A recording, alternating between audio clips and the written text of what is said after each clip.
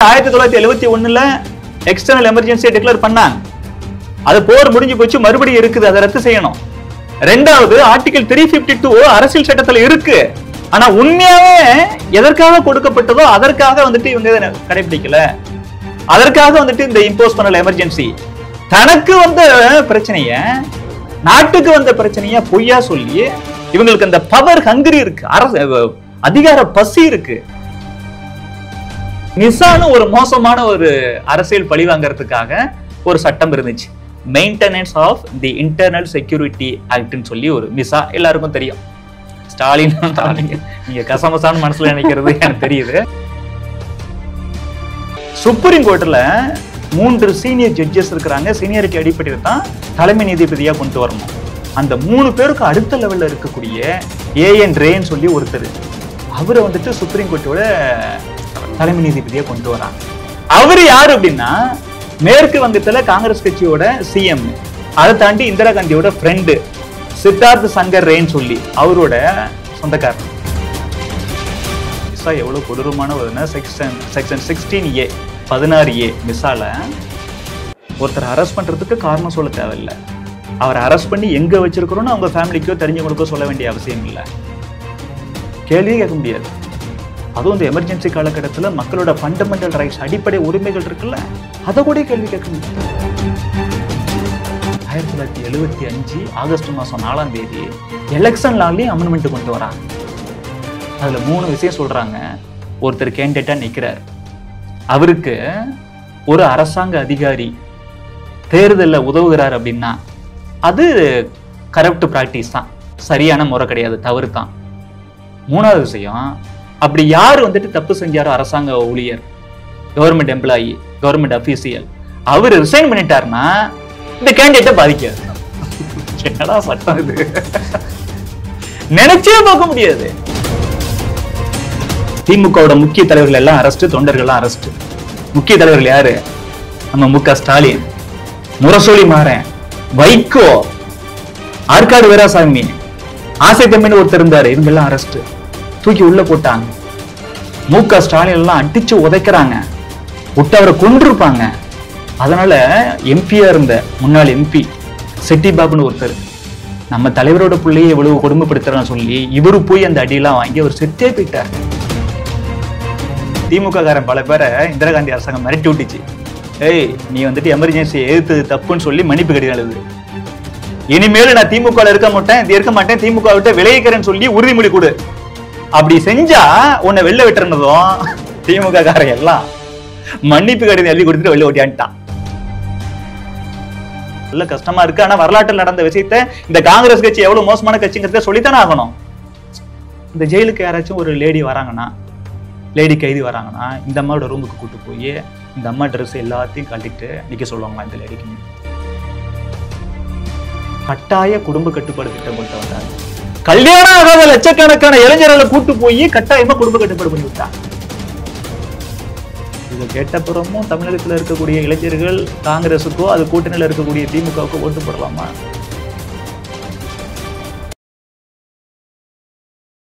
தாமரை TV நேயர்களுக்கு வணக்கம். 1975 June 25ஆம் நாள் அன்றைய பிரதமர் இந்திரா காந்தி அவர்களால் எமர்ஜென்சி அறிவிக்கப்பட்டது. அது தொடர்பாக இன்னைக்கு நம்ம கூட பேசுறதுக்காக பேராசிரியர் டாக்டர் வீரத்திருநாவுக்கரசு அவர்கள் நம்மளோட இணைஞ்சிருக்காரு. சார் வணக்கம். வணக்கம். மத்திய பாஜக வருஷம் இந்த எமர்ஜென்சி அறிவித்தனால நாங்கள் கருப்பு தினமாக கொண்டாடுவோம் அப்படின்னு சொல்லியிருக்காங்க. அதற்கான அவசியம் என்ன? இந்தியாவில் நம்ம நாடு 1947 ஆகஸ்ட் மாதம் 15ஆம் தேதி சுதந்திரம் பெற்றது. 1950வது வருஷம் ஜனவரி மாதம் 26ஆம் தேதி குடியரசு நாடானுச்சு. அதே ஜனவரி 26 இந்திய அரசியலமைப்பு சட்டம் முழுமையா நடைமுறைக்கு வந்துச்சு. நம்ம இந்திய அரசியலமைப்பு சட்டத்தை எழுதிய அண்ணல் அம்பேத்கர் அவர்கள் உள்ளிட்ட பெரியவர்கள், பெரும் தலைவர்கள் இந்திய நாட்டு மக்களுக்கு அடிப்படை உரிமைகளை உறுதி செஞ்சிருக்கிறாங்க அரசியலமைப்பு சட்டத்திலேயே. இந்த அடிப்படை உரிமைகள் இருந்தா மட்டும்தான் ஒரு மனிதன் ஒரு கௌரவமான கண்ணியமான வாழ்க்கையை வாழ முடியும். அதனால தான் இந்த அடிப்படை உரிமைகளை அரசியலமைப்பு சட்டத்திலேயே உறுதி செஞ்சிருக்கிறான். இந்த அடிப்படை உரிமைகள் என்பது மக்களை யார் ஆட்சி செய்யறாங்களோ அவங்கள்ட்ட இருந்து பாதுகாக்குது. பொதுவா நம்ம மக்களாட்சின்னு என்ன சொல்லுவோம், எந்த ஒரு ஆட்சியா இருந்தாலும் கூட அது வந்துட்டு மக்களுக்கானதா தான் இருக்க வேண்டும். குறிப்பா ஜனநாயகம் வரும் பொழுது, மக்களாட்சின்னு வரும் பொழுது அது மக்களுக்கானது. ஆனாலும் கூட அதிகாரத்துக்கு வந்தப்புறம் சில பேர் அதை தப்பா பயன்படுத்துறதுக்கான வாய்ப்பு இருக்கு. அவன் தப்பா மற்ற விஷயத்துல நடந்துகிட்டா கூட அதை வேற வகையில நம்ம டீல் பண்ணிக்கலாம். ஆனா மக்களுடைய அடிப்படை உரிமைகளை அவனோட நடவடிக்கை பாதிச்சிடக்கூடாது அப்படிங்கிறதுக்காக யாரு ஆட்சி செய்யறாங்களோ அவங்கள்ட்ட இருந்து மக்களை பாதுகாக்கிறதுக்காக தான் அரசியலமைப்பு சட்டம் அடிப்படை உரிமைகளை கொடுத்திருக்கு. என்னத்தான் நம்மளோட தேசிய தலைவர்கள், அம்பேத்கர் உள்ளிட்ட மிகப்பெரிய தலைவர்கள் எல்லாம் இந்த மாதிரி யோசிச்சு அடிப்படை உரிமைகளை அரசியலமைப்பு சட்டத்திலேயே கொடுத்திருந்தாலும் கூட காங்கிரஸ் அரசாங்கம், குறிப்பா இந்திரா காந்தி தலைமையிலான காங்கிரஸ் அரசாங்கம் மக்களோட அடிப்படை உரிமைகளை கூட பறிச்சிடுச்சு. இந்த right to life and personal லிபர்ட்டின்னு சொல்லி இந்தியன் கான்ஸ்டிடியூஷன்ல ஆர்டிகிள் 21 சொல்லுதுங்க. அதே போல ஐநா சபையோட இந்த மனித உரிமை பிரகடனம்னு இருக்கு, 1948 வந்துச்சுங்க. அவங்க கூட என்ன சொல்றாங்கன்னா, ஒரு மனிதனுக்கு ரொம்ப ரொம்ப தேவையான முக்கியமான உரிமை அப்படின்னா இந்த ரைட் டு லைஃப், உயிரின் மீதான ஒருவனுடைய உரிமை. ஐநா சபையில ஆரம்பிச்சு நம்ம அரசியலமைப்பு சட்டம் வரைக்கும் இந்த ரைட் டு லைஃப் ரொம்ப முக்கியம் சொல்லுது. அடிப்படை உரிமைகள்ல ரொம்ப ரொம்ப முக்கியமான உரிமையான இந்த ரைட் டு லைஃப், உயிர் வாழ்வதற்கான உரிமையை கூட நாங்க நிறுத்தி வைப்போம், இது செல்லுபடி ஆகாது அப்படிங்கிற அளவுக்கு ஒரு சர்வாதிகார ஆட்சியை இந்தியாவில் காங்கிரஸ் ஆட்சி நடத்தினுச்சு.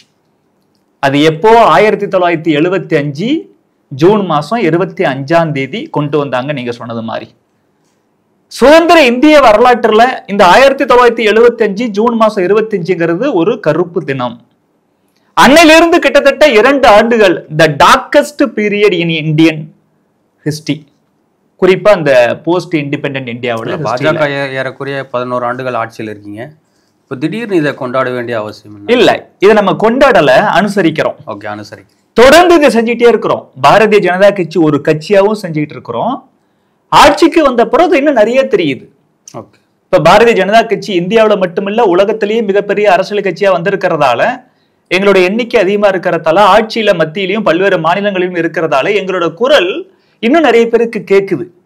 சரிங்க, 1975 ஜூன் மாசம் 25 அவங்க எமர்ஜென்சி அப்படின்னு பரவலா அறியப்படக்கூடிய இந்த அவசர நிலை அல்லது நெருக்கடி நிலை பிரகடனம் பண்ணிட்டாங்க. 2 ஆண்டுகள் சர்வாதிகார கொடுங்கோல் ஆட்சி, மக்கள் விரோத ஆட்சி நடந்துச்சு. இப்ப இந்த 2025 ஜூன் 25ஓட 50 ஆண்டுகள் முடிஞ்சு போச்சே. இப்ப போயிட்டு அதுக்கு எதுக்கு நீங்க அனுசரிக்கிறீங்க? அந்த தினத்தை ஏன் நீங்க அரசியல் அமைப்பு படுகொலை தினம்னு சொல்றீங்க? 50 வருஷத்துக்கு முன்னாடி நடந்த ஒரு விஷயத்தை இப்ப நினைவு கூர்ந்து என்ன ஆக போகுது அப்படின்னு சொல்லி சில பேருக்கு சந்தேகம் இருக்கலாம். அது அடுத்த தலைமுறைக்கு நீங்க தொடர்ச்சியா கடத்துறீங்கன்ற ஒரு அதுதான் முக்கியம். வரலாற்றுல நடந்த தவறுகளை நம்ம தெரிஞ்சுக்கிட்டு அதுல இருந்து பாடம் கத்துக்கணும். அப்படி பாடம் கத்துக்கல அப்படின்னா அதே தவறு மீண்டும் நிகழ்காலத்திலேயோ எதிர்காலத்திலேயோ நடக்கும். நாம விழிப்புணர்வோடு இருந்தா தான் நடக்காது. எப்ப நம்ம விழிப்புணர்வா இருக்க முடியும்? வரலாற்றில் நடந்ததை தெரிஞ்சுக்கிட்டா மட்டும்தான் விழிப்புணர்வோடு இருப்போம். விழிப்புணர்வோடு இருந்து மீண்டும் அப்படிப்பட்ட ஒரு தவறு நடந்து விடக்கூடாது, அதனால் மக்கள் பாதிக்கப்பட்டு விடக்கூடாது என்பதற்காகத்தான் நாம இந்த அரசியலமைப்பு படுகொலை தினத்தை, இந்த 50 ஆண்டுகளுக்கு முன்னாடி அறிமுகப்படுத்தப்பட்ட இந்த எமர்ஜென்சியை நினைவு கூர்ந்து அந்த வரலாற்றை சொல்லி என்ன நோக்கத்துக்காக அவங்க எமர்ஜென்சி அறிவிச்சாங்க? அதுதான் இதுல வந்துட்டு பல்வேறு விஷயங்களை நம்ம பார்க்க வேண்டியதா இருக்கு. இது இந்திய அரசியலமைப்பு சட்டத்திலேயே கொடுக்கப்பட்ட ஒன்று. ஆனா சட்டம் எதுக்காக கொடுத்துச்சுன்னா, இந்திய அரசியலமைப்பு சட்டத்துல ஆர்டிகல் 352 ப்ரொக்ளமேஷன் ஆஃப் எமர்ஜென்சி 2 காரணங்களுக்காக கொண்டு வரலாம். ஒன்னு எக்ஸ்டர்னல் அக்ரெஷன், அதை நம்ம வெளிநாட்டு எமர்ஜென்சிம்போம். இன்னொரு வெளிநாட்டால நம்ம நாட்டுக்கு ஏதாச்சும், நம்ம நாட்டோட பாதுகாப்புக்கு மக்களுக்கு ஏதாச்சும் பிரச்சனை அப்படின்னா அது வெளிநாட்டு நெருக்கடி நிலை. இன்னொன்னு இன்டர்னல் டிஸ்டர்பன்ஸ், உள்நாட்டு பாதுகாப்புக்காக இங்க ஏதாச்சும் ஆயுதம் ஏந்தி ஏதாச்சும் வந்துட்டு போராடுறாங்க, ஆட்சிக்கு எதிராக சதி செய்யறாங்க, அந்த மாதிரிலாம் இருக்கு அப்படின்னா அதுதான் இன்டர்னல் எமர்ஜென்சி. இந்த 2 விஷயங்களுக்காக கொண்டு வரலாம்னு சொல்லி ஆர்டிகல் 352 சொல்லுது. இந்திய அரசியலமைப்பு சட்டத்துல பார்த்தோம்னா மொத்தம் 3 ஆர்டிகல் இருக்குது. முக்கியமா ஆர்டிகல் 352 நேஷனல் எமர்ஜென்சி, ஆர்டிகல் 356 அது வந்துட்டு பிரசிடென்ட்ஸ் ரூல். அதே போல ஆர்டிகல் 360 இருக்குது, அது ஃபைனான்சியல் எமர்ஜென்சின்னு சொல்லுவோம். இந்த பிரசிடென்ட் ரூலை பொறுத்தளவு காங்கிரஸ் காலகட்டத்தில் நிறைய ஸ்டேட்டை கழிச்சிருவாங்க அவங்க. ஆர்டிகல் 356 பயன்படுத்தி குடியரசுத் தலைவர் ஆட்சின்னு சொல்லுவோம், ஜனாதிபதி ஆட்சின்னு சொல்லுவோம். இங்க கவர்னர் தான் இருப்பார். மாநிலத்துல தேர்ந்தெடுக்கப்பட்ட அரசாங்கம். போயிடும். அந்த வேற டாபிக், ஃபைனான்சியல் எமர்ஜென்சி வேற. இந்த ஆர்டிகல் 352 பத்தி பேசுவோம். நம்ம இதை பேசுறதுக்கு முன்னாடி வரலாற்று நடந்த சில முக்கியமான விஷயங்களை நம்ம தெரிஞ்சுக்கிட்டோம்னா ஒரு ஹோலிஸ்டிக் அண்டர்ஸ்டாண்டிங் கிடைக்கும். 1975 ஜூன் மாசத்துல ராஜஸ்தான்ல இருக்கக்கூடிய மவுண்ட் அபு அப்படிங்கிற ஒரு இடத்துல பாரதிய ஜனதா கட்சியோட தேசிய செயற்குழு நடக்குது. அன்னைக்கு பாரதிய ஜனசங்கம்னு ஷார்ட்டா சொல்லுவோம். 1980 ஏப்ரல் 6 தான் பாரதிய ஜனதா கட்சி அது வந்துட்டு மறு உருவம் எடுத்துச்சு. அந்த 1975 ஜூன் மாசம் ராஜஸ்தான்ல மவுண்ட் அபுல பாரதிய ஜனதா கட்சியோட தேசிய செயற்குழு நடக்குது. அன்னைக்கு லஞ்ச் சாப்பிட்டு முடிச்ச உடனேயும் கொஞ்சம் ரிலாக்ஸ் பண்ணோம்ல, ஒரு 1/2 hour 1 hour. அந்த டைம்ல பாரதிய ஜனசங்கத்தோட அகில இந்திய தலைவராக இருந்த எனது மானசீக குரு, அரசியல் குரு, நான் பொலிட்டிக்கல் சயின்ஸ் ப்ரொஃபசர் PhD என்றாலும் கூட என்னோட மானசீக குருன்னா LK அத்வானி தான். அவரு ரிலாக்ஸ் பண்ணிட்டு இருக்கும்போது லஞ்சுக்கு அப்புறம் டாக்டர் வசந்த்குமார் பண்டிட்னு ஒருத்தர், அவரு மகாராஷ்டிராவை சேர்ந்தவர். அவரு பார்த்தோம்னா 18 வருஷம் MLC-யா இருந்தார். இப்ப MLA-ன்னு சொல்றோம்ல, இப்ப தமிழகத்துல சட்ட பேரவை மட்டும்தான் இருக்குது. முன்னாடி சட்ட மேலவை, மேல் சபையும் இருந்துச்சு. எம்ஜிஆர் காலகட்டம் வரைக்கும் இருந்துச்சு. இன்னைக்கும் கூட இந்தியாவில் ஒரு 6 மாநிலங்கள்ல இந்த சட்ட பேரவையும் இருக்கு, சட்ட மேலவையும் இருக்கு. சட்ட பேரவையில ஒருத்தர் உறுப்பினர்னா அவருக்கு பேரு MLA, சட்ட மேலவையில ஒருத்தர் உறுப்பினர்னா அவருக்கு பேரு MLC. அப்படி இந்த டாக்டர் வசந்த்குமார் பண்டிட் அவர்கள் 18 ஆண்டுகள் பாரதிய ஜனதா கட்சியின் சார்பா MLC-யா இருந்தவர். அப்புறம் 1977 84 வரைக்கும் பார்த்தோம்னா அவர் MP-யாவும் இருந்தவர். அவரு ப்ரொஃபஷனல் அஸ்ட்ராலஜர், தொழில்முறை ஜோதிடர். நான் பொலிட்டிக்கல் சயின்ஸ் பப்ளிக் அட்மினிஸ்ட்ரேஷன்ல PhD மாதிரி அவரு அஸ்ட்ராலஜில ஜோதிடத்துல PhD வாங்கினவர். அத்வானிஜி லஞ்ச் சாப்பிட்டு முடிச்சுட்டு இவரும் வந்துட்டு பாரதிய ஜனதா கட்சி நிர்வாகி தானே டாக்டர் வசந்த் பண்டிட். அவரும் ரிலாக்ஸ் பண்ணிட்டு இருக்கும்போது, என்ன பண்டிட் ஜி, இந்த ஸ்டார்ஸ் நட்சத்திரங்களோட கணிப்புலாம், உங்களோட கணிப்புலாம் எப்படி இருக்கு அப்படின்னு கேட்கும்போது அவர் இல்ல, அத்வானிஜி சாதாரணமா தான் கேட்டாரு. அவர் இல்ல, வெளிப்படையா சொல்ல போனா என் கணிப்பு மேல எனக்கே இப்ப நம்பிக்கை குறையுது, சந்தேகமா இருக்கு அப்படின்னு சொல்றாரு.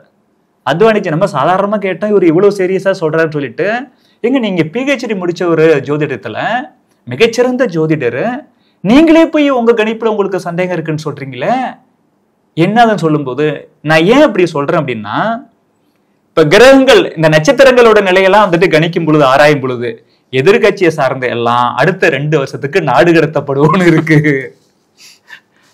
அதனாலதான் எனக்கு டவுட்டா இருக்கு. இவர் ஏன் வந்துட்டு எனக்கு டவுட்டா இருக்குன்னு சொல்றாருன்னா, அதுக்கான ஆன்சர் அத்வானிஜி கிட்டே வருது. அத்வானிஜி சொல்றாரு, என்னங்க இப்படி சொல்றீங்க ஜி, இந்திரா காந்திக்கும் காங்கிரஸ் கட்சிக்கு தான் 2 பேரிடிகள் வந்திருக்குது. அவங்க தான் டவுனா இருக்கிறாங்க. எதிர்கட்சிகள் ஜனசங்கம் உள்ளிட்ட நம்ம எல்லாமே ரொம்ப உற்சாகமா இருக்கும். இந்த செயற்குழுவே இந்த 2 முக்கியமான விஷயம் காங்கிரஸ்க்கு எதிராக நடந்திருக்குது. எதிர்கட்சிகள்லாம் உற்சாகமா இருக்கு. அதனாலதான் இந்த சிறப்பு செயற்குழுவை நம்ம வந்துட்டு போட்டிருக்கிறோம். நமக்கு சாதகமாகவும் காங்கிரஸ் கட்சிக்கு பாதகமாகவும் இருக்கு. ஆனா நீங்க வந்துட்டு 2 வருடங்களுக்கு நாடு கடத்தப்படுவோம் நட்சத்திரங்களோட கணிப்பு இருக்குன்னு சொல்றீங்களே அப்படி சொல்லும்போது, அதனாலதான் என்னோட கணிப்பு மேல எனக்கு டவுட் வருதுன்னு சொல்றேன் அப்படி சொல்லிட்டார். சரி, அத்வானிஜி வந்துட்டு அந்த 2 விஷயங்கள் காங்கிரஸுக்கும் இந்திரா காந்திக்கு எதிராக இருக்குது அப்படின்னு சொன்னாரு. அது என்ன 2 விஷயங்கள்? முதல் விஷயம் 1975 ஜூன் மாசம் 12ஆம் தேதி ஒண்ணு நடக்குது. அதுக்கு பின்னாடி என்னன்னு பார்த்தோம்னா, 1947 சுதந்திரம் அடைஞ்சோம். 1952 நாட்டுல ஃபர்ஸ்ட் ஜெனரல் எலெக்ஷன், பொது தேர்தல் நடக்குது. அப்பெல்லாம் மாநிலத்துக்கும் MLA-க்கும் MP-க்கும் சேர்த்து ஒரே எலெக்ஷன், 1 நேஷன் 1 எலெக்ஷன் அப்ப இருந்துச்சு. 2-3 எலெக்ஷன், அவர் கிட்டத்தட்ட ஒரு 4 எலெக்ஷனுக்கு அப்படிதான் இருந்துச்சு. அப்புறம் இந்திரா காந்தி அதை மாத்தி விட்டாங்க. நாடு முழுவதும் மத்தியிலையும் மாநிலத்திலையும் காங்கிரஸ் கட்சி தாங்க கோலுச்சுது. இது என்ன ஆயிடுச்சுன்னா, குறிப்பா இந்திரா காந்தி காலகட்டத்துல இந்த மக்களாட்சிக்கு விரோதமா, ஜனநாயகத்துக்கு விரோதமா சர்வாதிகார தன்மையோட அவங்க செயல்பட ஆரம்பிச்சிட்டாங்க. எல்லா பவரும் எனக்கு, நான் என்னன்னாலும் பண்ணுங்கிற மாதிரி. அதே மாதிரி ஊழல் மத்தியிலையும் மாநிலத்திலையும் எங்க பார்த்தாலும் ஊழல் அவ்வளவு வந்துருச்சு. இந்த ஊழலுக்கு எதிராக குஜராத்ல பார்த்தோம்னா மாணவர்கள் போராட்டம், நவ நிர்மாண் சமிதின்னு ஒரு அமைப்பு ஆரம்பிச்சு மாணவர்கள் எல்லாம் போராட்டம் நடத்துகிறார்கள். 1974 மார்ச்ல இந்த போராட்டம் நடக்குது. இந்த போராட்டத்துக்கு ஆதரவு தெரிவிக்க சொல்லி ஜெயபிரகாஷ் நாராயணன், மிகப்பெரிய காந்தியவாதி, விடுதலை போராட்ட வீரர், உண்மையான காந்தியவாதி, அவரோட ஆதரவு கேட்கிறாங்க. அவரும் ஆதரவு கொடுக்கிறார். போராட்டம் அதிகமாகுது. அதனால என்ன ஆகுதுன்னா, காங்கிரஸ் அரசாங்கம் மாணவர்களோட அமைதியான போராட்டத்துல அவங்க வந்துட்டு தடியடி இந்த மாதிரி அடக்குமுறையை கையாளுறாங்க. ஆனா மாணவர்கள் அதுக்கெல்லாம் வந்துட்டு தயங்காம துணிஞ்சு போராடினதால வேற வழி இல்லாம மாணவர்கள் என்ன சொல்றாங்க, ஊழல் அதிகமாயிடுச்சு, அதனால இப்ப இருக்கக்கூடிய காங்கிரஸ் சிஎம் பதவி விலக வைக்கணும்னு சொல்லிட்டாங்க. வேற வழி இல்லாம இந்திரா காந்தியோட உத்தரவின் பேரில் காங்கிரஸ் கட்சியோட குஜராத் மாநில முதலமைச்சர் பதவி விலகி அங்க குடியரசுத் தலைவர் ஆட்சி நடக்குது. இதே காலகட்டத்துல பார்த்தோம்னா குஜராத்ல எப்படி மாணவர்கள் போராட்டம் நடந்ததோ அதே போல பீகார்ல மாணவர்களும் இளைஞர்களும் ஒன்று சேர்ந்து அங்க பீகாரோட காங்கிரஸ் அரசாங்கம் இருக்குல்ல, மாநில அரசாங்கம், அதற்கு எதிராக போராட்டம். நீங்களும் எக்கச்சக்கமா ஊழல் பண்றீங்க, எங்களுக்கு வேலை வாய்ப்புலாம் நீங்க உறுதி அளிச்சபடி வந்துட்டு உறுதி செய்யவே இல்லை, சோ வேலை வாய்ப்பை நீங்க உறுதி செய்யணும், ஊழலை ஒழிக்கணும்னு சொல்லி அவங்க போராடுறாங்க. அங்கேயே அடக்குமுறை. அந்த மாணவர்களும் ஜெயபிரகாஷ் நாராயணன் வந்துட்டு ஆதரவு கேட்கிறாங்க, அவரும் கொடுக்கிறாரு.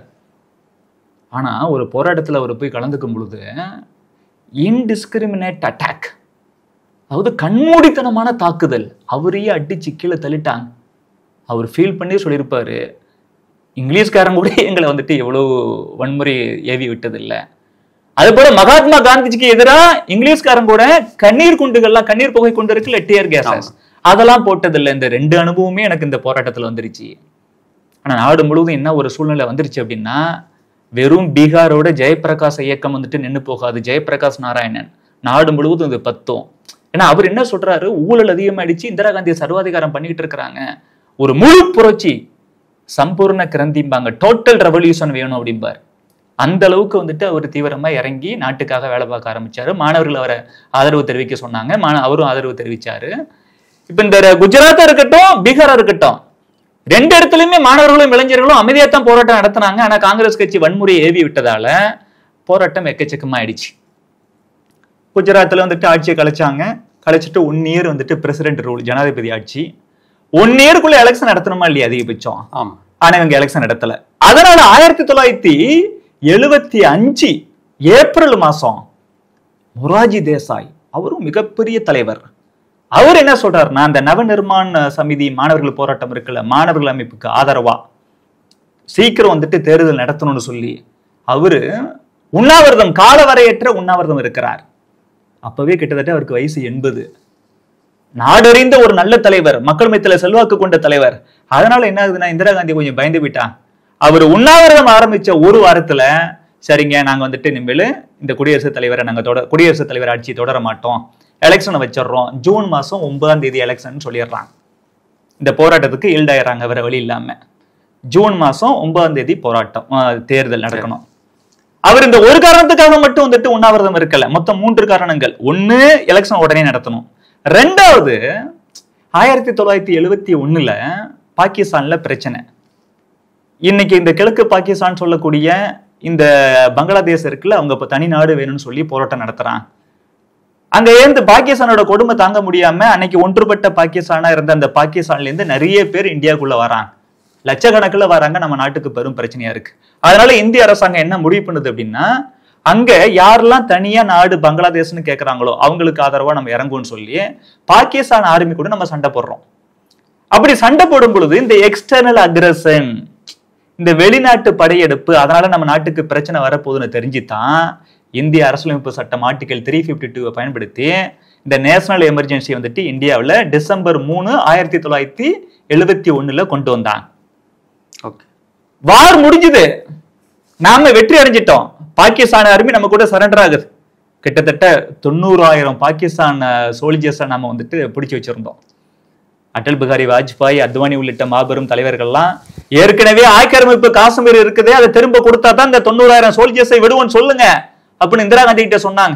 செய்யறேன்னு சொல்லிட்டு அப்புறம் சிம்லா அக்ரிமெண்ட்ல வந்துட்டு அதெல்லாம் செய்யாமவே போர் நிறுத்தம் வந்துருச்சு. தனியா வந்துட்டு பங்களாதேஷ்ங்கிற ஒரு நாடை உருவாக்கி கொடுத்துட்டோம். இந்தியாவுக்கு வெற்றி தான்.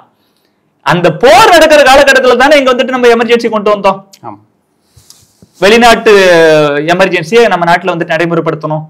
போர் முடிஞ்சு போச்சுல, அவங்க கூட சிம்லா அக்ரிமெண்ட் எல்லாம் போட்டுட்டோம்ல, நிறுத்திடணுமா இல்லையா, எடுத்துடணுமா இல்லையா, லிப்ட் பண்ணிடணுமா இல்லையா, பண்ணல, தொடர்ந்து வந்துட்டே இருக்கு.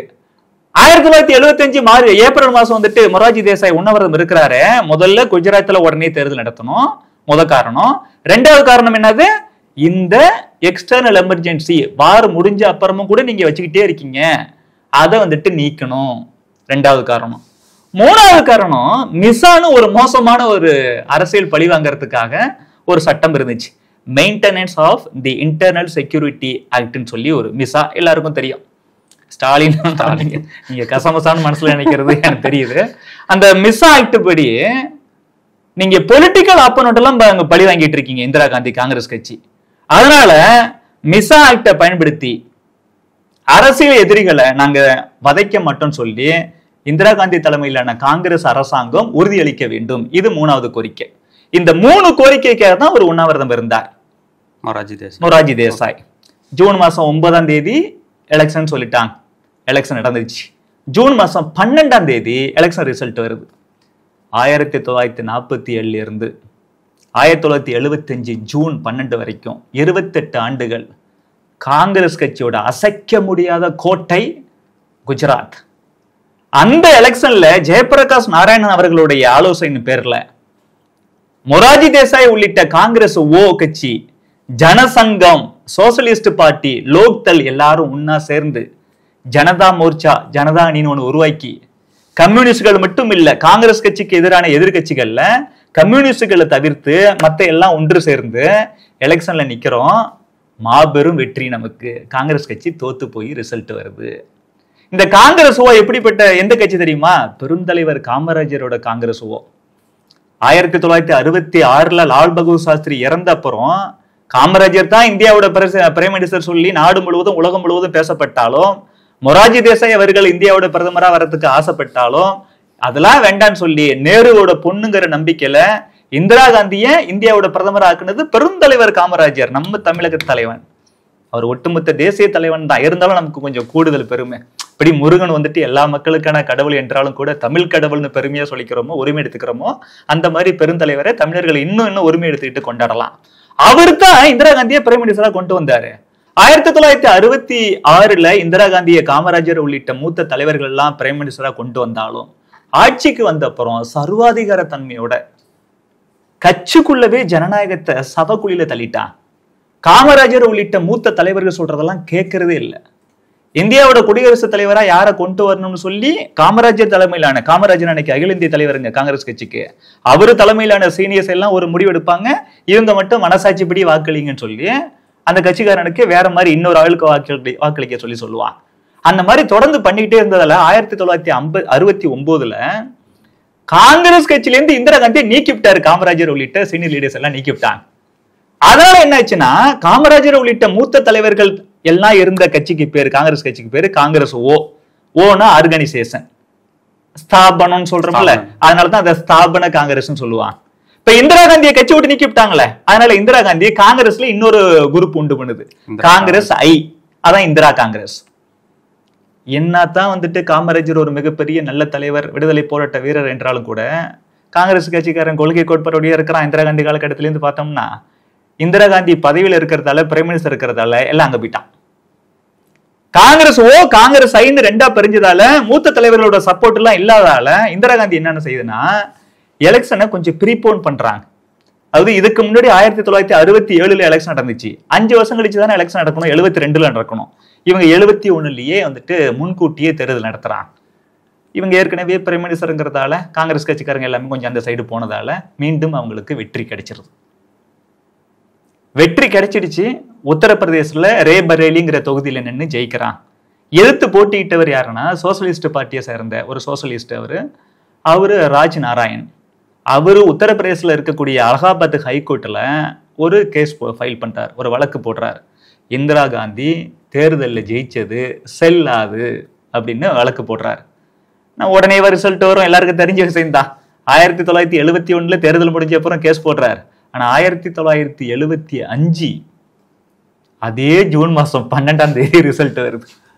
இந்திரா காந்தி 3 முக்கிய குற்றங்களை செய்திருக்கிறார். அவர் குற்றவாளி தான். முதல்ல எலெக்ஷன்ல மால் பிராக்டிஸ் பண்ணி ஜெயிச்சிட்டாங்க, தேர்தல் முறைகேடு. ரெண்டாவது, ஒரு கேண்டிடேட் மேக்சிமம் இவ்வளவுதான் செலவு பண்ணணும்னு சொல்லி எலெக்ஷன் கமிஷன் சொல்லுது, அதை தாண்டி அதிகமா செலவு பண்ணிட்டாங்க, ரெண்டாவது குற்றம்.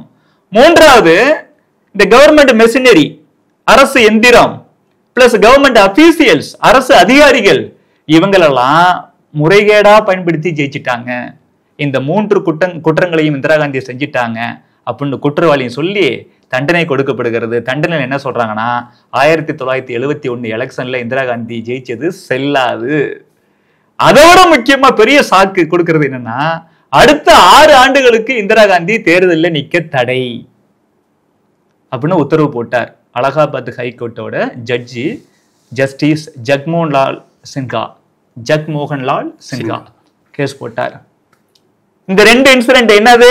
ஜூன் மாசம் 12ஆம் தேதி 1975 குஜராத் தேர்தலோட ரிசல்ட் வருது. காங்கிரஸ் படுதோல்வி. காமராஜர் சம்பந்தப்பட்ட அந்த காங்கிரஸ் மொரார்ஜி தேசாய் இருக்கிறாரு, அந்த காங்கிரஸ் கூட ஸ்தாபன காங்கிரஸ் கூட பாரதிய ஜனசங்கமும் கூட்டணி வச்சு நம்ம ஆட்சிக்கு வந்துட்டோம். இதுல முக்கியமான விஷயமே, பெருந்தலைவர் காமராஜரோட ஸ்தாபன காங்கிரஸ் கட்சி பாரதிய ஜனதா கட்சியோட முன்னோடி இயக்கமான பாரதிய ஜனசங்கத்து கூட கூட்டணியில இருந்தது. தமிழகத்துல இன்னைக்கு பெருந்தலைவர் காமராஜரை கொண்டாடவும் உரிமையோடு பேசவும் ஒரு இயக்கத்துக்கு உரிமை உண்டு என்றால் அது பாரதிய ஜனதா கட்சிக்கு மட்டும்தான். இன்னைக்கு இருக்கக்கூடிய காங்கிரஸ் கட்சிக்காரங்க உரிமை கொண்டாட முடியாது. ஏன்? இவங்க எல்லாம் இந்திரா காங்கிரஸ், காமராஜர் காங்கிரஸ் இல்ல, ஸ்தாபன காங்கிரஸ் இல்ல. ஸ்தாபன காங்கிரஸ் லிட்டரலா எப்படி சொல்லிக்கலாம், காமராஜர் பிஜேபி கூட கூட்டணி வச்சிருந்தார், வச்சு ஜெயிச்சிட்டோம். ஜூன் 12 ரிசல்ட்டா? அதே ஜூன் 12 கோர்ட்டோட வெர்டிக்ட், கோர்ட்டோட ஜட்ஜ்மெண்ட் வருதா? அன்னைக்கு என்ன சொல்லிட்டாங்க? இந்திரா காந்தி ஜெயிச்சது செல்லாது, அடுத்த 6 ஆண்டுகளுக்கு எலெக்ஷன்ல நிக்க முடியாது. 2 பேர் இடி விழுந்துருச்சு. இதுதான் சொல்றாரு அத்வானி. இந்திரா காந்திக்கும் காங்கிரஸுக்கு எதிராக 2 பேரிடி வந்திருக்கு, நமக்கு உற்சாகம் வந்திருக்குது. இந்த நேரத்துல போயிட்டு நீங்க இவங்க நட்சத்திரங்களோட கணிப்பை பார்த்தோம்னா நாமெல்லாம் 2 வருஷம் நாடு கடத்தப்படுவோம்னு சொல்றீங்களே அப்படின்னு. அதனால தான் அத்வானிச்சு எனக்கு கூட கணிப்புல நம்பிக்கை வர மாட்டேங்குது, சந்தேகமா இருக்குன்னு இவர் சொல்றாரு. இந்த 2 இன்சிடென்ட் நடந்ததால 2 நல்ல விஷயங்கள் நமக்கு ஃபேவரா வந்ததால தான் உடனே ராஜஸ்தான்ல மவுண்ட் அபுல பாரதிய ஜனதா கட்சியோட நேஷனல் எக்ஸிகியூட்டிவ் மீட்டிங்கே நடந்துச்சு. சரிங்களா? முடியுது. இந்திரா காந்தி இந்த அலகாபாத் ஹைகோர்ட்டோட ஜட்ஜ்மெண்ட்டை எதிர்த்து சுப்ரீம் கோர்ட்டுக்கு போறான். இந்திரா காந்தி 1975 ஜூன் மாசம் 12 தானே ரிசல்ட் வந்துச்சு. 1971 இருந்து இவங்க பிஎம்ஆ இருக்கிறாங்களே, ஏற்கனவே சர்வாதிகார தன்மை கொண்டவங்க. நம்ம இந்தியன் அரசியலமைப்பு சட்டத்துல பார்த்தோம்னா இண்டிபெண்டன்ஸ் ஆஃப் ஜுடிஷியரின்னு சொல்லுவோம். என்னைக்குமே ஒரு டெமோக்ரஸிக்கு முக்கியமான விஷயங்களே 3ங்க. A vigorous opposition, a free press and an independent judiciary are இந்த 3 எசென்சியல் ஃபீச்சர்ஸ் ஆஃப் டெமோக்ரஸி. இந்த 3மே இருக்கணும். ஆனா இந்திரா காந்தி இந்த 3மே மதிக்க மாட்டாங்க. அவங்க என்ன செஞ்சுட்டாங்கன்னா, கோர்ட்ல கேஸ் போயிட்டு இருக்குது, நம்ம என்னடா பண்றது, அங்க அந்த ஜட்ஜி ரொம்ப ஹானஸ்டா இருக்கிறாரு, நம்மளெல்லாம் கண்டுக்க மாட்டாரு அப்படின்ட்டு 1973 என்ன செஞ்சிட்டாங்கன்னா ஒரு மிகப்பெரிய தகுதித்தம் பண்றான். சுப்ரீம் கோர்ட்ல 3 சீனியர் ஜட்ஜஸ் இருக்கிறாங்க. சீனியாரிட்டி அடிப்படையில் தான் தலைமை நீதிபதியா கொண்டு வரணும். அந்த 3 பேருக்கு அடுத்த லெவல்ல இருக்கக்கூடிய ஏஎன் ரேன்னு சொல்லி ஒருத்தர், அவரை சுப்ரீம் கோர்ட்டோட தலைமை நீதிபதியா கொண்டு வராங்க. அவரு யாரு அப்படின்னா, மேற்கு வங்கத்துல காங்கிரஸ் கட்சியோட சிஎம், அதை தாண்டி இந்திரா காந்தியோட ஃப்ரெண்டு சித்தார்த் சங்கர் ரேன்னு சொல்லி அவரோட சொந்தக்காரர், அவரை கொண்டு வந்துட்டாங்க. ஜட்ஜ்மெண்ட் வரதுக்கு முன்னாடி, இந்த அலகாபாத் ஹைகோர்ட்டோட ஜட்ஜ்மெண்ட் வரதுக்கு முன்னாடி கூட கோகலேன்னு சொல்லி சட்ட அமைச்சர் இந்திரா காந்தி அமைச்சரவையில், அவரு இந்திரா காந்தியை பார்த்துட்டு அப்புறம் ஏஎன் ரேவை பார்த்து பேசுறாரு. யாரு? இந்திய தலைமை நீதிபதியை. அவர் சொல்றாராம், அலகாபாத் ஹைகோர்ட் என்ன ஜட்ஜ்மெண்ட் கொடுத்தாலும் அதுக்கு வேற மாதிரி உங்களுக்கு ஃபேவரா கொடுக்கறத நான் பாத்துக்கிறேன், அது ஒன்றும் பெரிய சிரமமா இருக்காதுன்னு அவர் சொல்லியிருக்காரு. அதுக்குதான் இதுக்கு முன்னாடியே கமிட்டட் ஜுடிஷியரி, கட்டுப்படுத்தப்பட்ட நீதித்துறை அப்படிங்கிறது தான் காங்கிரஸ் கட்சிக்கு அன்னைக்கு அப்படிதான் புலம்பிட்டு இருந்துச்சு. நம்ம கண்ட்ரோல்ல தான் இருக்கணும், இண்டிபெண்டன்ஸ் ஆஃப் ஜுடிஷியரிலாம் வரக்கூடாது, அரசியலமைப்பு சட்டத்துக்கு எதிரான ஆசாமிகள் இந்த காங்கிரஸ் கட்சிக்காரங்க. அவர்கிட்ட போகுது, சுப்ரீம் கோர்ட்டுக்கு கேஸ் போகுது, அப்பீலுக்கு போறாங்க இந்திரா காந்தி. அப்ப கிருஷ்ண ஐயர் சொல்லி ஒரு ஜட்ஜ் இருக்கிறாரு. அவர் என்ன சொல்லிட்டாருன்னா, நீ இந்திரா காந்தி பிரைம் மினிஸ்டரா தொடரலாம், ஆனா பார்லிமெண்ட்ல எந்த ஒரு வாக்கெடுப்பு நடந்தாலும் அந்த வாக்கெடுப்புல நீங்க ஓட்டு போட முடியாது. அதனால நீங்க பார்லிமெண்ட்ல வாக்கெடுப்புல கலந்துக்க முடியாது, ஓட்டு போட முடியாது அப்படிங்கிற மாதிரி ஒரு ஜட்ஜ்மெண்ட் வந்துருச்சு. அன்கண்டிஷனல் ஸ்டே கிடைக்கும்னு நினைச்சாங்க, அவங்களுக்கு ஒரு கண்டிஷனல் ஸ்டே கிடைக்குது. ஆனா இந்த ஜூன் 12 அலகாபாத் ஹைகோர்ட்டோட வெர்டிக்ட் ஜட்ஜ்மெண்ட் வந்த உடனே நாடு முழுவதும் இருக்கக்கூடிய எதிர்கட்சிகள், பத்திரிகையாளர்கள், முக்கிய ஆளுமைகள், இன்டலெக்சுவல்ஸ் எல்லாமே இந்திரா காந்தி பதவி விலக வேண்டும் அப்படின்னு எல்லாருமே ஒரே குரல்ல சொல்றாங்க. அதான கரெக்ட். மால் பிராக்டிஸ் பண்ணி ஜெயிச்சிட்டீங்க, அது அப்புறம் நீங்க கோர்ட்டு சொன்ன அப்புறமும் நீங்க இருக்கக்கூடாது அப்படி சொல்லி எதிர்ப்பு. ஜெயபிரகாஷ் நாராயணன் அவர்களும் தீவிரமா எதிர்த்து குரல் கொடுக்குறாங்க. இந்திரா காந்தியோட வீட்டை கூட முற்றுகையிடுவோம் நீங்க பதவி விலகல அப்படின்னா அப்படிலாம் சொல்றாங்க. விஷயம் என்னன்னா, இந்த நேரத்துல டெல்லி வந்துட்டு ஜூன் மாசம் இப்போ ரொம்ப ஹாட்டா இருக்கும், எல்லாருக்கும் தெரிஞ்ச விஷயம். அதனால ஜாயிண்ட் பார்லிமெண்டரி கமிட்டி, நாடாளுமன்ற கூட்டுக்குழு ஒண்ணு இந்த டிஃபெக்ஷன் கட்சி தாவல் தடை சட்டம் குறித்து டிஸ்கஸ் பண்றதுக்காக ஒரு அந்த ஜாயிண்ட் பார்லிமெண்டரி கமிட்டி ஒரு மீட்டிங் ஒண்ணு பெங்களூர் கொஞ்சம் குழுன்னு இருக்குமே, அங்க போகலாம் சொல்லி ஒண்ணு ரெடியா இருக்குது. அந்த கூட்டத்துல கலந்துக்கிறதுக்கு வாஜ்பாயும் அத்வானியும் ஜனசங்க சார்பில் பெங்களூர் வரணும். ஜூன் 25 ஜூன் 24 இந்த டைம்லயே பெங்களூருக்கு வந்துட்டு வாஜ்பாய் வந்துட்டார். அத்வானி என்ன செய்யறாருன்னா ஜூன் 25 கிளம்பி பெங்களூருக்கு வந்துடுறாரு. வந்துட்டாங்க. ஜூன் 26 காலையில அத்வானிக்கு போன் வருது. இந்த மாதிரி எமர்ஜென்சி கொண்டு வந்திருக்கிறாங்க, நாட்டுல கைதுகள்லாம் தொடருது, நீங்களும் கைது பண்ணப்படலாம் அப்படின்னு. முதல் நாள் நைட் என்ன நடந்துச்சுன்னா, இந்திரா காந்தி அவங்களோட ஃப்ரெண்டாவும் காங்கிரஸ் கட்சியோட வெஸ்ட் பெங்கால் மாநிலத்தோட சீஃப் மினிஸ்டராக இருக்கக்கூடிய சித்தார்த் சங்கர் ரே அவருக்குள்ளலாம் டிஸ்கஸ் பண்ணி எமர்ஜென்சியை டிக்ளேர் பண்றாங்க. நைட்டு 8:30 மணிக்கு இந்திரா காந்தியும் இந்த சித்தார்த் சங்கர் ரேவும் அன்னைக்கு இந்தியாவோட குடியரசுத் தலைவராக இருந்த ஃபக்ருதீன் அலி அகமது அவரை போய் பார்க்குறாங்க. 8:30 மணிக்கு பார்த்து அவரை கன்வின்ஸ் பண்றாங்க இந்திரா காந்தி, நான் இந்த மாதிரி எமர்ஜென்சி டிக்ளேர் பண்ண போறேன். அவரும் ஏத்து பேசல, அவர் சரியான ஆள் இல்லை, கொஞ்சம் ஏத்து பேசாம விட்டார். அவர் என்ன செஞ்சிருக்கணும், எங்க நீங்க மந்திரி சபையை கூட்டு வந்துட்டு டிஸ்கஸ் பண்ணீங்களா, கேபினட்டோட கன்சென்ட் கிடைச்சதா, அதோட ஒப்புதல் கிடைச்சதான்னு கேட்டிருக்கணும்ல. கேட்டிருக்கணும். அதாவது இந்திய அரசியலமைப்பு சட்டம் அப்படி கேட்கணும்னு சொல்லுது. ரொம்ப எக்ஸ்ட்ராடனரி சிச்சுவேஷன்ல நாட்டுக்கு கேட்கறாங்க, நாட்டுக்கு ரொம்ப பிரச்சனை அப்படின்னா கேட்காம கூட முடிவு எடுக்கலாம் தான். ஆனா மாரல் கிரவுண்ட் கேட்டிருக்கணும் இல்லையா, அவர் கேட்கல. 8:30 மணிக்கு அவரை பார்த்து சொல்லிட்டு வந்துட்டாங்க. 10 மணிக்கு வீட்டுக்கு வராங்க. சித்தார்த் சங்கர் ரே, இந்திரா காந்தி எல்லாம் இருக்கிறாங்க.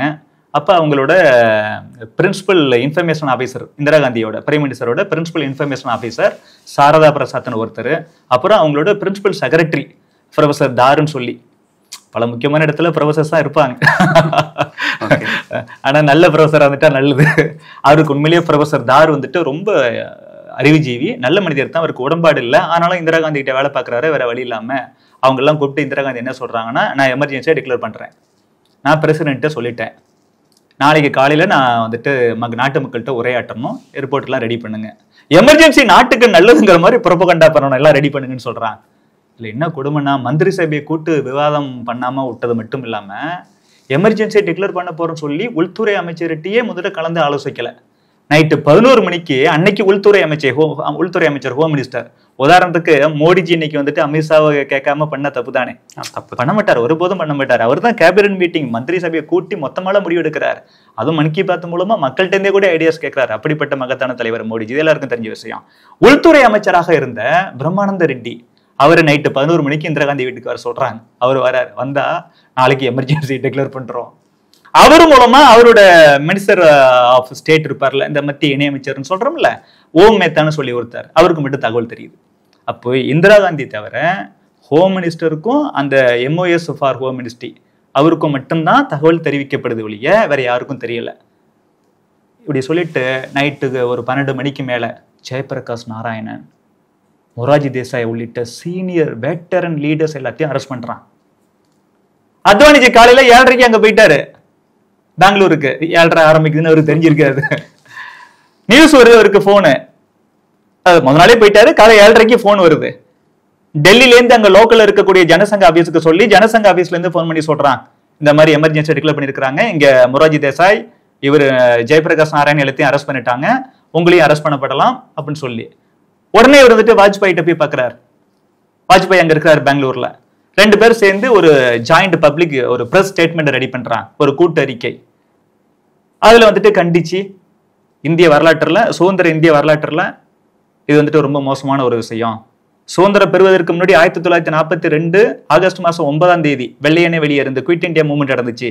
அது எப்படி இந்திய வரலாற்றுல ஒரு முக்கியத்துவம் பெற்ற ஒரு நாளோ, அதே போல இந்த ஜூன் 26 மறுநாள் தானே முக்கியமா அரெஸ்ட் பண்றாங்க. அவர் எழுதுறாரு இப்படி அந்த பிரஸ் ஸ்டேட்மெண்ட்ல, ஜூன் 26 1975 வரலாற்று முக்கியத்துவம் பெற்றுவிட்டது அப்படிலாம் சொல்லி ஒரு ஜாயிண்ட் பிரஸ் ஸ்டேட்மெண்ட் தயாரிக்கிறாங்க.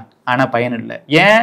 பத்திரிகையெல்லாம் இந்த பிரஸ் சென்சார்ஷிப் நடக்குது, அதனால இது வந்துட்டு எங்கேயுமே வெளியிடப்படல.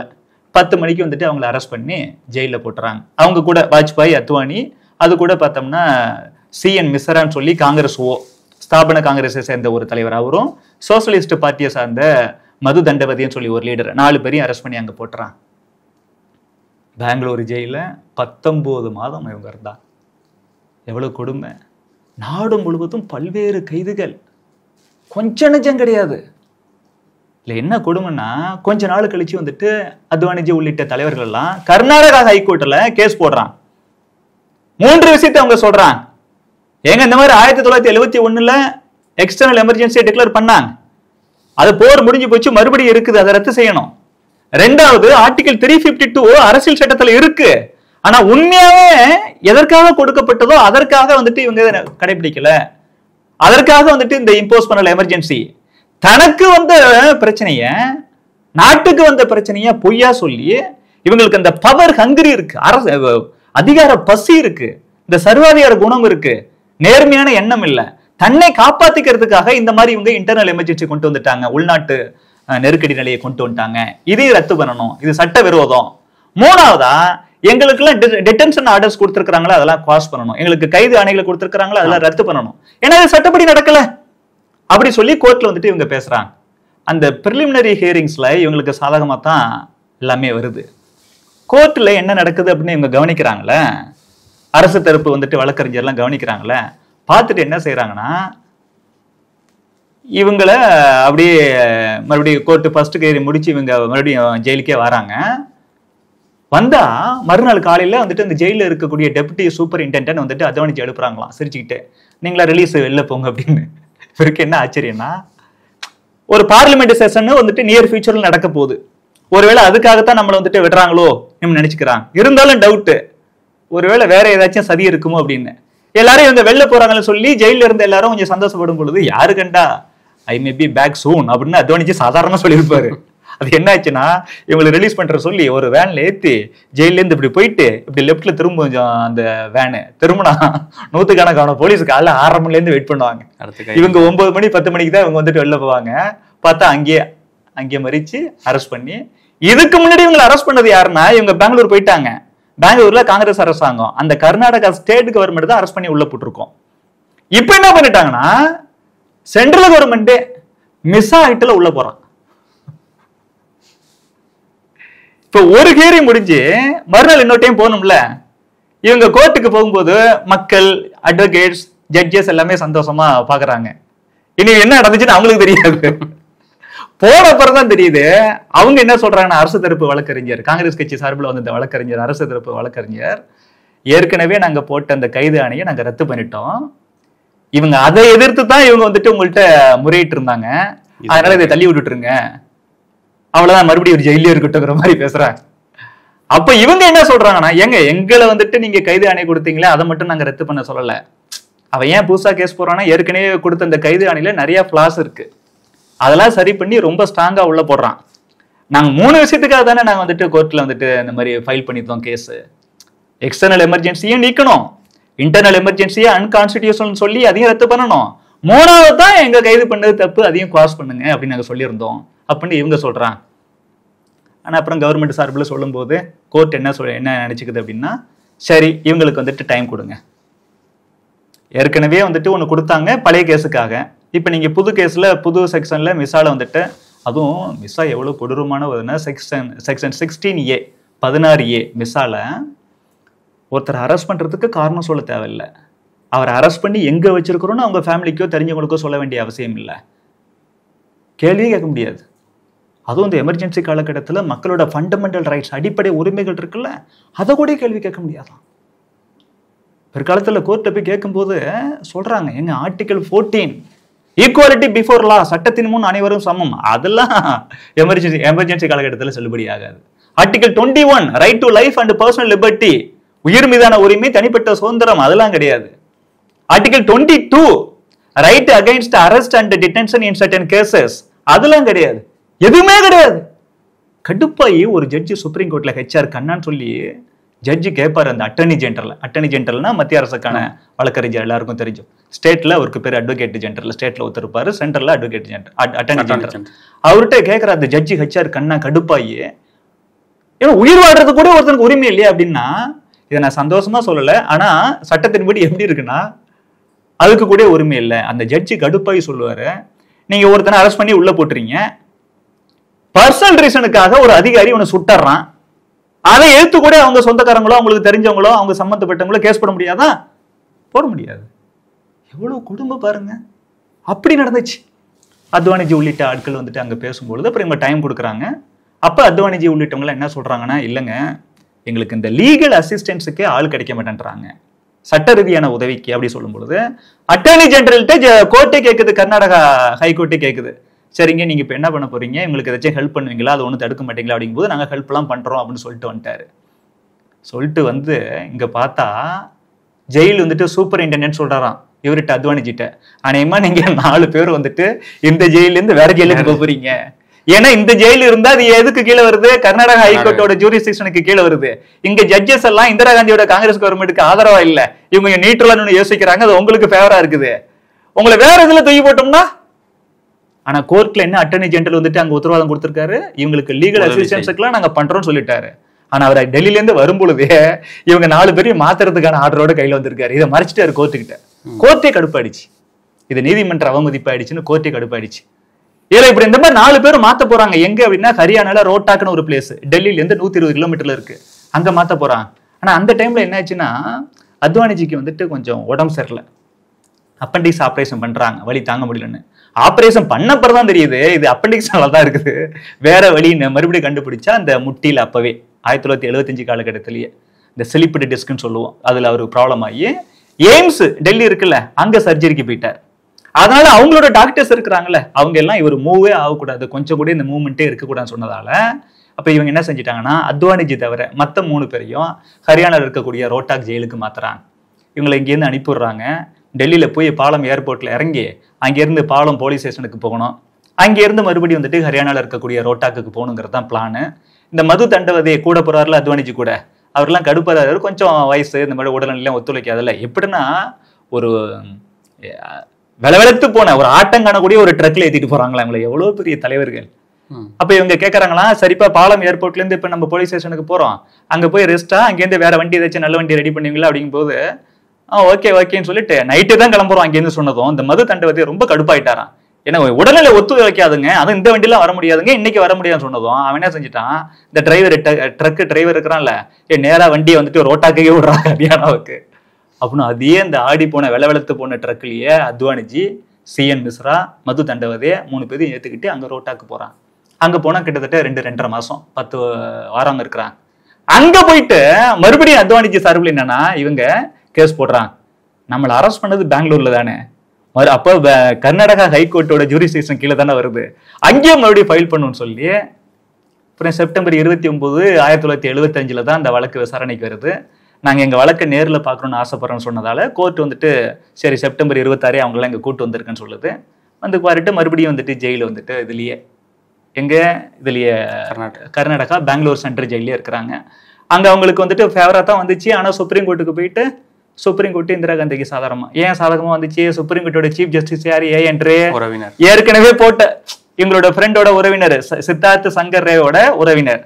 இவன் சீனியாரிட்டியில இருக்கக்கூடிய 3 ஜஸ்டிஸை விட்டுட்டு இவரை வந்துட்டு 3 ஜட்ஜஸை விட்டுட்டு இவரை முன்னாடி கொண்டு வந்தாங்க. அப்புறம் இவரு எப்படி இருப்பாரு, அந்த மாதிரி இவங்களுக்கு பல்வேறு விஷயங்கள் வந்துட்டு இவங்களுக்கு ஃபேவரா பண்ணி கொடுக்குறாங்க.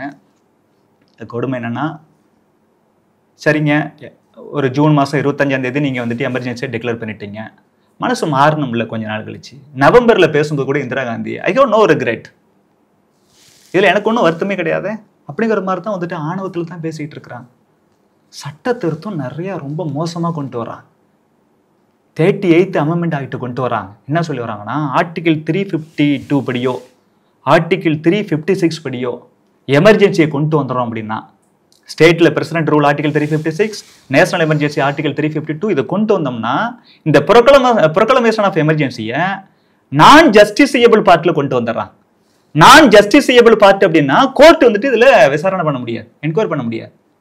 எவ்வளவு கொடுமை. இப்ப நம்ம ஃபண்டமெண்டல் ரைட்ஸ்னா ஜஸ்டிசியபிள் பார்ட்ல வந்துடும்.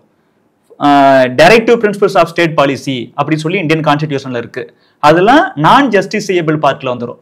கோர்ட்ல போயிட்டு இதெல்லாம் டிபிஎஸ்பில டைரக்டிவ் பிரின்சிபல்ஸ் ஆஃப் ஸ்டேட் பாலிசில இந்த மாதிரிலாம் இருக்கு, இதெல்லாம் நீங்க எக்ஸிக்யூட் பண்ண சொல்லி இம்ப்ளிமெண்ட் பண்ண சொல்லி அரசாங்கத்துக்கு உத்தரவு போடுங்கன்னு நம்ம கேட்க முடியாது. ஏன்னா அது நான் ஜஸ்டிசியபிள் பார்ட். இந்த எமர்ஜென்சிலாம் ஏற்கனவே ப்ரொக்ளமேஷன் ஆஃப் எமர்ஜென்சி, ஸ்டேட்ல வந்துட்டு பிரசிடென்ட்ஸ் ரூல், இதெல்லாம் ஏற்கனவே அரசாங்கம் கொண்டு வந்தா அதை கோர்ட் வந்துட்டு ஜுடிஷியல் ஸ்க்ரூட்டினிக்கு கொண்டு வரலாம். ஆனா இந்த 38th அமெண்ட்மெண்ட் கொண்டு வந்து இதெல்லாம் கொண்டு வர முடியாதுன்னு நம்ம சட்டத்தை மாத்திவிட்டாங்க. அதே போல ஆர்டிகல் 359 பயன்படுத்தி ஒருத்தரோட fundamental rights including the right to life and personal liberty, உயிர் மீதான உரிமை, தனி மனித சுதந்திரம், இதெல்லாம் ரத்து பண்ணலாம், இதெல்லாம் சஸ்பெண்ட் பண்ணலாம், நிறுத்தி வைக்கலாம். அதையும் வந்துட்டு கோர்ட் கேள்வி கேட்க முடியாது. ஆர்டிகல் 123 பயன்படுத்தி இந்த ப்ரொக்ளமேஷன் ஆஃப் ஆர்டினன்சஸ், நீங்க ஆர்டினன்ஸ் நம்ம சொல்லும்ல, நம்ம நிறைய பிரசிடென்ட் கொண்டு வரக்கூடிய இந்த ஆர்டினன்ஸை கோர்ட் கேள்வி கேட்க முடியாது. ஆர்டிகல் 213 அதை பயன்படுத்தி கவர்னர் கொண்டு வரக்கூடிய அந்த ஆர்டினன்ஸையும் ஜுடிஷியல் ஸ்க்ரூட்டினி கீழே வைக்க முடியாது, கோர்ட்டு கேள்வியே கேட்க முடியாது அப்படின்னு சட்டம் கொண்டு வந்துட்டாங்க. அதோட மட்டும் இல்லாம 1975 ஆகஸ்ட் மாசம் 4ஆம் தேதி எலெக்ஷன் லாலையும் அமெண்ட்மெண்ட் கொண்டு வராங்க. அதுல 3 விஷயம் சொல்றாங்க. ஒருத்தர் கேண்டிடேட்டா நிக்கிறார், அவருக்கு ஒரு அரசாங்க அதிகாரி தேர்தலில் உதவுகிறார் அப்படின்னா அது கரப்ட் பிராக்டிஸ் தான், சரியான முறை கிடையாது, தவறு தான். 3வது விஷயம், அப்படி யார் வந்துட்டு தப்பு செஞ்சாரோ, அரசாங்க ஊழியர், கவர்மெண்ட் எம்ப்ளாயி, கவர்மெண்ட் அபிஷியல், அவர் ரிசைன் பண்ணிட்டாருன்னா இந்த கேண்டிடேட்டை பாதிக்காது. என்னடா சட்டம் இது, நினைச்சே பார்க்க முடியாது. இன்னைக்கு ஃபர்ஸ்ட் இயர் லா படிக்கக்கூடிய ஸ்டூடெண்ட் இதை பார்த்தானா என்ன சார் முடியுமா, இந்திரா காந்தி எப்படி 1975 ஆகஸ்ட் மாசம் 4ஆம் தேதி இப்படி கொண்டு வந்தாங்க. இது ஒரு சட்டம், எலெக்ஷன் அமெண்ட்மெண்ட். ஐபிஎஸ்லயும் மாற்றம் கொண்டு வராங்க. அதே போல அதே 1975 ஆகஸ்ட் மாசம் 7ஆம் தேதி லோக்சபால ஒரு பில் வந்துட்டு டேபிள் பண்றாங்க.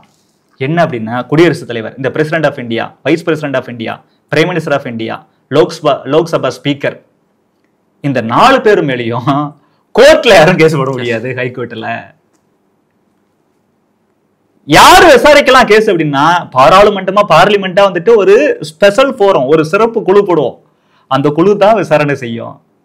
சரி, இனிமேல் இப்படியா அப்படின்னா ரெட்ராஸ்பெக்டிவ் எஃபெக்ட், முன் தேதியிட்டு இன்னைக்கு ஒரு சட்டம் கொண்டு வந்துட்டு 2000 செல்லுப்பா. எதுக்கு தெரியும் இந்த சட்டம்? President, vice president, prime minister, அப்புறம் தானே லோக்சபா ஸ்பீக்கர், பிரைம் மினிஸ்டர் மேலையும் இந்த மாதிரி ஒரு வழக்கு போட்டு ஒரு ஹைகோர்ட்ல இவங்களுக்கு என்ன, இவங்க சம்பந்தப்பட்ட கேஸ்ல ஒரு முடிவு வந்திருந்தா அந்த முடிவு செல்லாது. என்ன அர்த்தம்? ஏற்கனவே அலகாபாத் ஹைகோர்ட்ல பிரைம் மினிஸ்டரா இருக்கக்கூடிய இந்திரா காந்திக்கு எதிரா ராஜி நாராயணன் கேஸ் போட்டு இந்திரா காந்தி ஜெயிச்சது செல்லாதுன்னு சொல்லியிருக்காரு. 6 வருஷம் எலெக்ஷன்ல நிக்க முடியாதுன்னு தடை பண்ணிருக்காரு. இவங்க கொண்டு வந்த சட்டப்படி நீ கொண்டு வந்த ஜட்ஜ்மெண்ட் செல்லாது. இது 40th constitution amendment act bill. Karunanidhi மாதிரி வச்சிருக்கோம், கொடுமை இது. அதே போல 42nd அமெண்ட்மெண்ட் ஆக்ட்னு இந்த எமர்ஜென்சி டைம்ல ஒண்ணு கொண்டு வந்தாங்க. கொடுமைனாலும் கொடுமை. இப்ப நம்ம அசம்பிளி இருக்குல்ல, எம்எல்ஏ எல்லாம் இருக்காங்கல்ல, டென்யூர் 5 வருஷம், எம்பிக்கள் இருக்கிறாங்கல்ல லோக்சபாவில், மக்களவையில் 5 வருஷம், அப்ப அவங்க 6 வருஷமா ஆக்கி விட்டாங்க. ஃபண்டமெண்டல் டியூட்டிஸ், அடிப்படை உரிமைகள் இருக்குல்ல மக்களுக்கு, அதெல்லாம் ரத்து பண்ணிடுறது. அதே போல லோக்சபாவையோ என்னமோ, லோக்சபா இருக்கு அப்படின்னா ஒரு மீட்டிங் நடத்துறதுக்கு, அந்த பிசினஸை கண்டக்ட் பண்றதுக்கு கோரம் சொல்லுவாங்க. மினிமம் இவ்வளவு பேர் இருக்கணும், அது 10% எம்பிக்கள் இருக்கணும். இப்ப நமக்கு 543 பேர் இருக்கிறாங்களா, குறைந்தபட்சம் 55 பேர் இருந்தா மட்டும்தான் அதை நடத்த முடியும். மக்களவை நடத்தணும்னா குறைந்தபட்சம் 55 பேர் இருக்கணும். அவங்க என்ன சொல்லிட்டாங்க, இந்த கோரம்லாம் ஒண்ணும் வேண்டாம், கோரமாவது கேரமாவது. அப்ப என்ன சொல்லிட்டாங்கன்னா, வெறும் 2 பேரோ 4 பேரோ உட்கார்ந்து கூட எம்பிக்கள் ஒரு சட்டத்தை கொண்டு வந்துடலாம். எவ்வளவு அராஜகம்! இதை பார்த்துட்டு கேவி காமத்னு ஒரு சோசியலிஸ்ட் லீடர் சொன்னாரு, it is not to amend the constitution but to end the constitution அப்படின்ட்டார். இது கான்ஸ்டிடியூஷன் அமெண்ட்மெண்ட் இல்லடா, நியூ கான்ஸ்டிடியூஷன் அப்படின்னு அத்வானிஜி சொல்றாரு. எந்த அளவுக்கு ஆடணும்னா காங்கிரஸ் கட்சிக்காரங்க 1975 இது டிசம்பர் மாசம் சண்டிகர்ல ஆல் இண்டியா காங்கிரஸ் கமிட்டியோட மாநாடு ஒன்று நடக்குது. அந்த மாநாட்டில் அவங்க சொல்றாங்க, இந்திய அரசியலமைப்பு சட்டத்தை மறுபரிசீலனை செய்ய வேண்டும். ஏற்கனவே கான்ஸ்டிடியூண்ட் அசம்பிளின்னு ஒன்று இருந்துச்சு, அரசியலமைப்பு நிர்ணய சபை, அதை வச்சுதான் நம்ம வந்துட்டு நம்ம இந்திய அரசியலமைப்பு சட்டத்தை நிறைவேற்றணும். இவங்க என்ன சொல்றாங்கன்னா, புதுசா ஒரு கான்ஸ்டிடியூண்ட் அசம்பிளி போடணும், அந்த அசம்பிளி மூலமா புதுசா ஒரு கான்ஸ்டிடியூஷன் அரசியலமைப்பு சட்டம் ஏற்றணும். சொன்னது யாரு? காங்கிரஸ் கட்சி. அப்ப அம்பேத்கர் தலைமையிலான அரசியலமைப்பு சட்டம் வேண்டாம், தூக்கி எறி, அவர் கொடுத்தது வேண்டாம், நாம நமக்கு ஃபேவரா கொண்டு வந்துருவோம். இன்னைக்கு கான்ஸ்டிடியூஷனை கையில பிடிச்சிக்கிட்டு தெரியுற ராகுல் காந்திக்கு இந்த வரலாறு தெரியுமா? ஆனா இந்திய அரசியலமைப்பு சட்டத்தை சிதைத்தது காங்கிரஸ். காலத்துக்கு ஏற்றார் போல மாற்றி அமைச்சுக்கலாம். அமெண்ட்மெண்ட் வேற. அதனாலதான் கேவி காமத் சொன்னார்ல, it is not to amend the constitution but to end the constitution சொன்னார். நீங்க அமெண்ட் பண்றதுக்கும் அது டோட்டலா பினிஷா பண்றதுக்கும் வித்தியாசம் இருக்குல்ல. இவங்க ஏற்கனவே 24th அமெண்ட்மெண்ட் ஆயிட்டு, இதே இந்திரா காந்தி தான் கான்ஸ்டிடியூஷன் அமெண்ட்மெண்ட் ஆயிட்டு 24th படியே the basic structure of the constitution இருக்குங்க. நீங்க எனக்கு பார்லிமெண்ட்ல மெஜாரிட்டி இருக்குங்கிறதுக்காகவே உங்க இஷ்டத்துக்குலாம் நீங்க இந்தியன் கான்ஸ்டிடியூஷன் வந்துட்டு திருத்திர முடியாது, அமெண்ட்மெண்ட் கொண்டு வந்துட முடியாது. ஆர்டிகல் 368 இந்தியன் கான்ஸ்டிடியூஷன் அமெண்ட் பண்றதுக்கான வழிமுறைகளை சொல்லி கொடுக்குது. அதை நான் அந்த வழிமுறை பயன்படுத்தி என் இஷ்டத்துக்கு நான் எல்லாத்தையும் மாத்துவேன், மாற்ற முடியாது.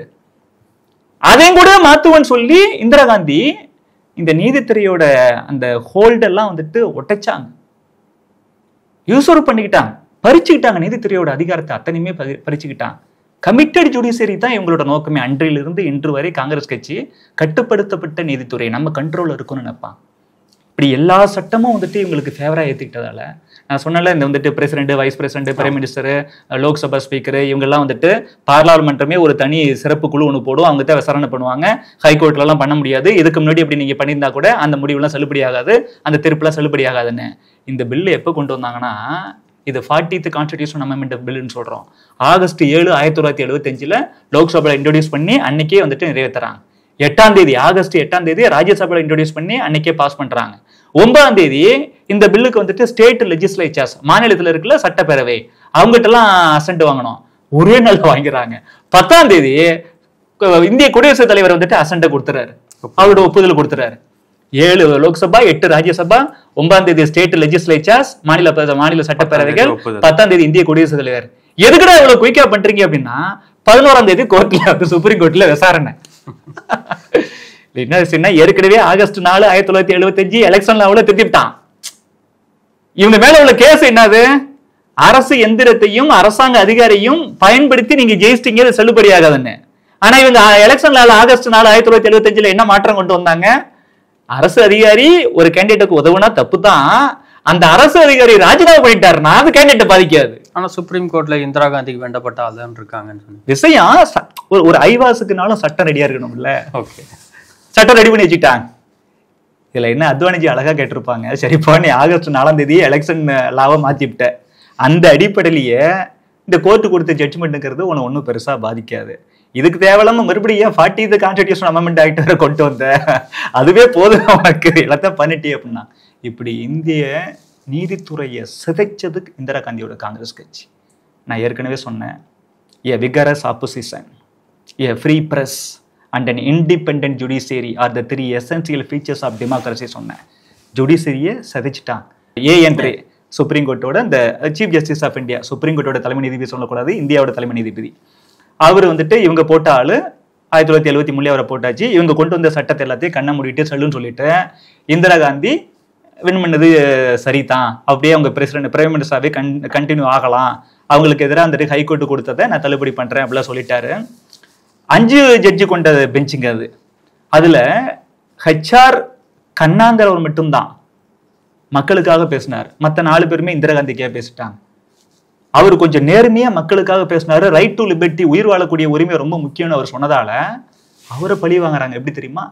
அவருக்கு இயற்கையா வரக்கூடிய இந்த ப்ரொமோஷன் இருக்குல்ல, அதெல்லாம் தடுத்துட்டாங்க இந்திரா காந்தி. எவ்வளவு மோசமான குணம் பாருங்க. நீதித்துறையை வந்துட்டு அதோட பவர்ல இருந்து குறைச்சிட்டாங்களா.